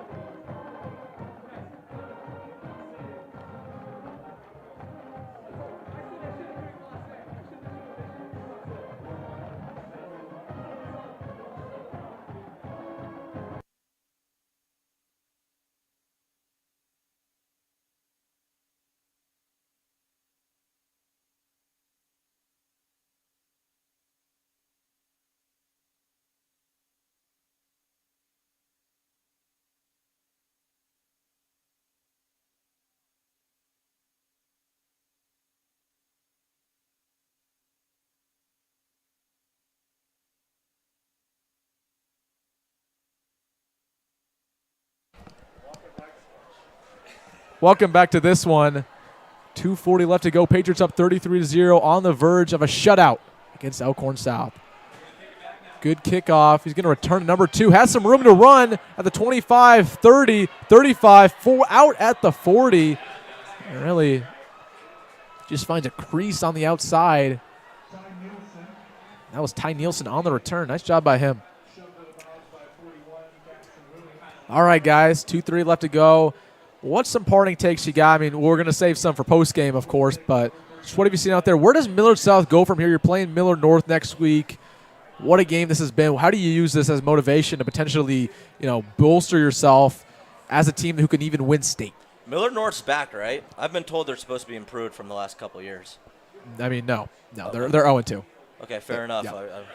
Maybe I'm a year ahead of myself. But, yeah, I mean, playing another rival the next week, it's good to get this win. Possible shutout win, too. All 3 phases of the game have been very impressive for Millard South. I guess some of my main takeaways I've heard after you, Wilson, is obviously the offense could be a little bit more crisper, but they did open up a lot of holes in the running game. They were able to ball control very effectively, move the ball in certain situations, and limit the mistakes, self-inflicted mistakes on the offensive end for the most part. Special teams, you would like to have perfect special teams play every game out. Obviously, you're going to make mistakes here and there. For the most part, those special teams did look solid tonight, but obviously the A+ grade on the report card goes to the defensive line tonight and this defense in general. And the uniforms are an A+ too. We are officially under 2 minutes left to go. They're going to hand it off to the running back. Nothing. The D-line has been all over it all game long. A new quarterback in there. That's Jacob Jorgensen. Or excuse me, that's Caleb Uphoff, their 3rd-string quarterback now in for the Storm. And now it's a 3rd down and 7 on potentially the last drive of the ball game for the Storm. I mean, you just got to play for pride at this point, play to not get shut out. This is an embarrassing loss, whatever way you put it. On the other side of things, Millard South, they're riding high after this one. All right, 3rd down and 7. Patriots trying to get off the field for the last time. They give it to the quarterback, handoff, all over it. Shut down the backfield. Trey Weaver sniffed it out from the beginning. And that's going to set up a 4th down and 10. Clock is officially running for the rest of this one. Let's see if they're going for the Penn Crew's not coming on, and now they will. If we're talking about Elkhorn South, how they get back into this, you just got to throw it out, right? You got to throw away the film, throw everything away, just completely forget about this game, and just refocus. Just go 1-0 next week. Get back in the winning column. You were coming into the game as the number 2 team in the state for a reason. It's not like the world is coming down and the season's over. Just get right back to business on that practice field on Monday. Prepare for your next opponent, and just get right back into the winning column and just completely forget about this game. It's still very early in the season. This isn't make or break for Elkhorn South. You just got to throw it away and forget about it. So quick timeout there by Elkhorn South, and it's now officially celebration time. Let's get a quick cam on the student section celebrating. If you're, student section. Hey, if you're Millard South, though, you got to be, especially as a coach, you got to be extremely happy with the effort your boys put forth tonight. A 33-0 shutout performance probably wasn't what the coaches had on the calling cards tonight, but obviously they'll take it. Very impressive, but once again, you're playing a rival next week, Millard North. Mason, we talk about those letdown games from time to time, right? Well, Yeah. Millard North, they are a rival. They're 0-2. And we'll talk What's about their only goal? Getting to 1-2. And that means beating Millard South. They got to come ready to play next week and not have a letdown performance. Yeah, that could possibly be a trap game next week. And we should mention that Millard North did beat Millard South in the typical trap game last year in a very similar situation. There you go. High punt, almost nothing on it, backspin. And we are 1 victory formation away from Millard South getting a top 5 win here against Elkhorn South at Buell Stadium. My goodness. I mean, what a game to call. What a game to be a part of. What a first home victory from Millard South. And really quick, I would be remiss not to go back to the 200 stream celebration here at Millard South Media. It's just been a blast bringing it to you. We've had a lot of alumni come through helping us out with the stream. A lot of alumni I've been texting with. We'll have a video coming out tomorrow with a lot of messages from alumni. Just special to have this atmosphere and all the good people who've come through the program and helped out. It's awesome to have them back. Thank you to everybody. Pleasure to be with you here tonight, Wilson, and I'm happy you're here. Nothing better than a victory formation, by the way. Absolutely. The kneel is down. Always love to see it. The clock is going to go to 0. The Patriots win 33-0 against the number 2 ranked team in Class A, Elkhorn South Storm, and they're going to improve to 2-0 on the year. And they will face Millard North in a away game next week. We will not be streaming it, but we will be here reporting it. And we will be right back with you here on Millard South Media for the post-game show. Do not go away anytime soon.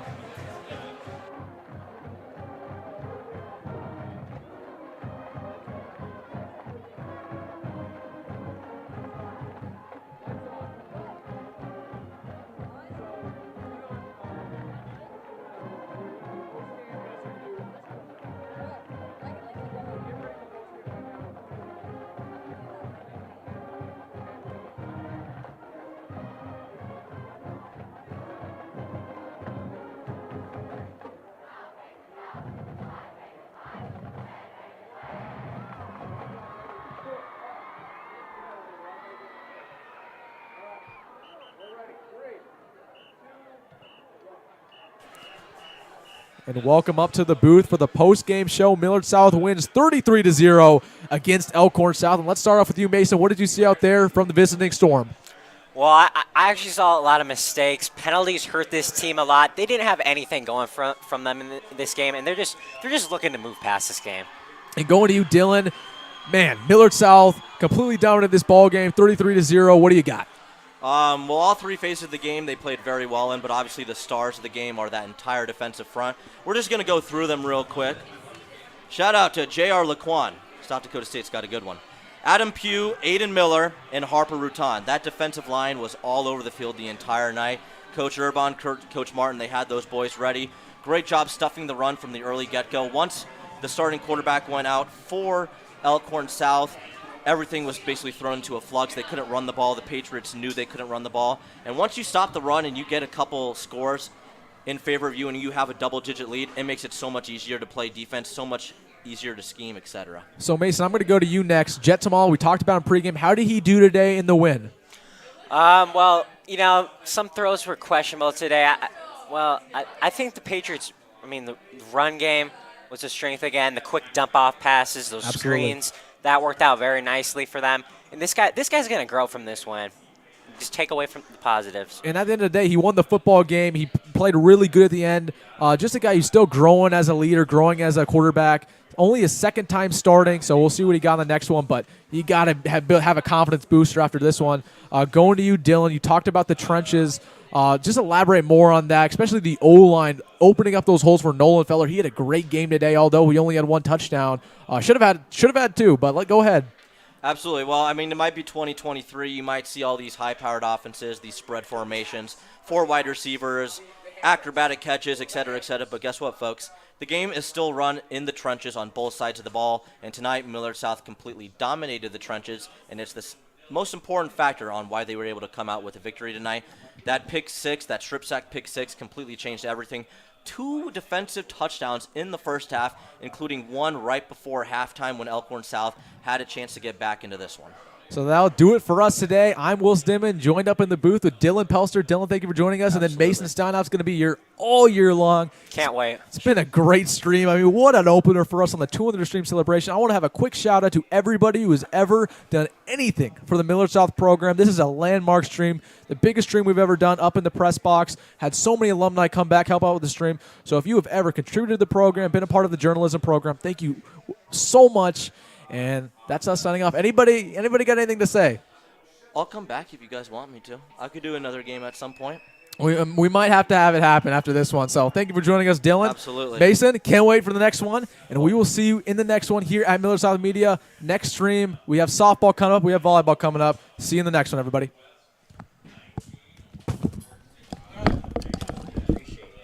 Yeah. Good stuff, guys. Thank you.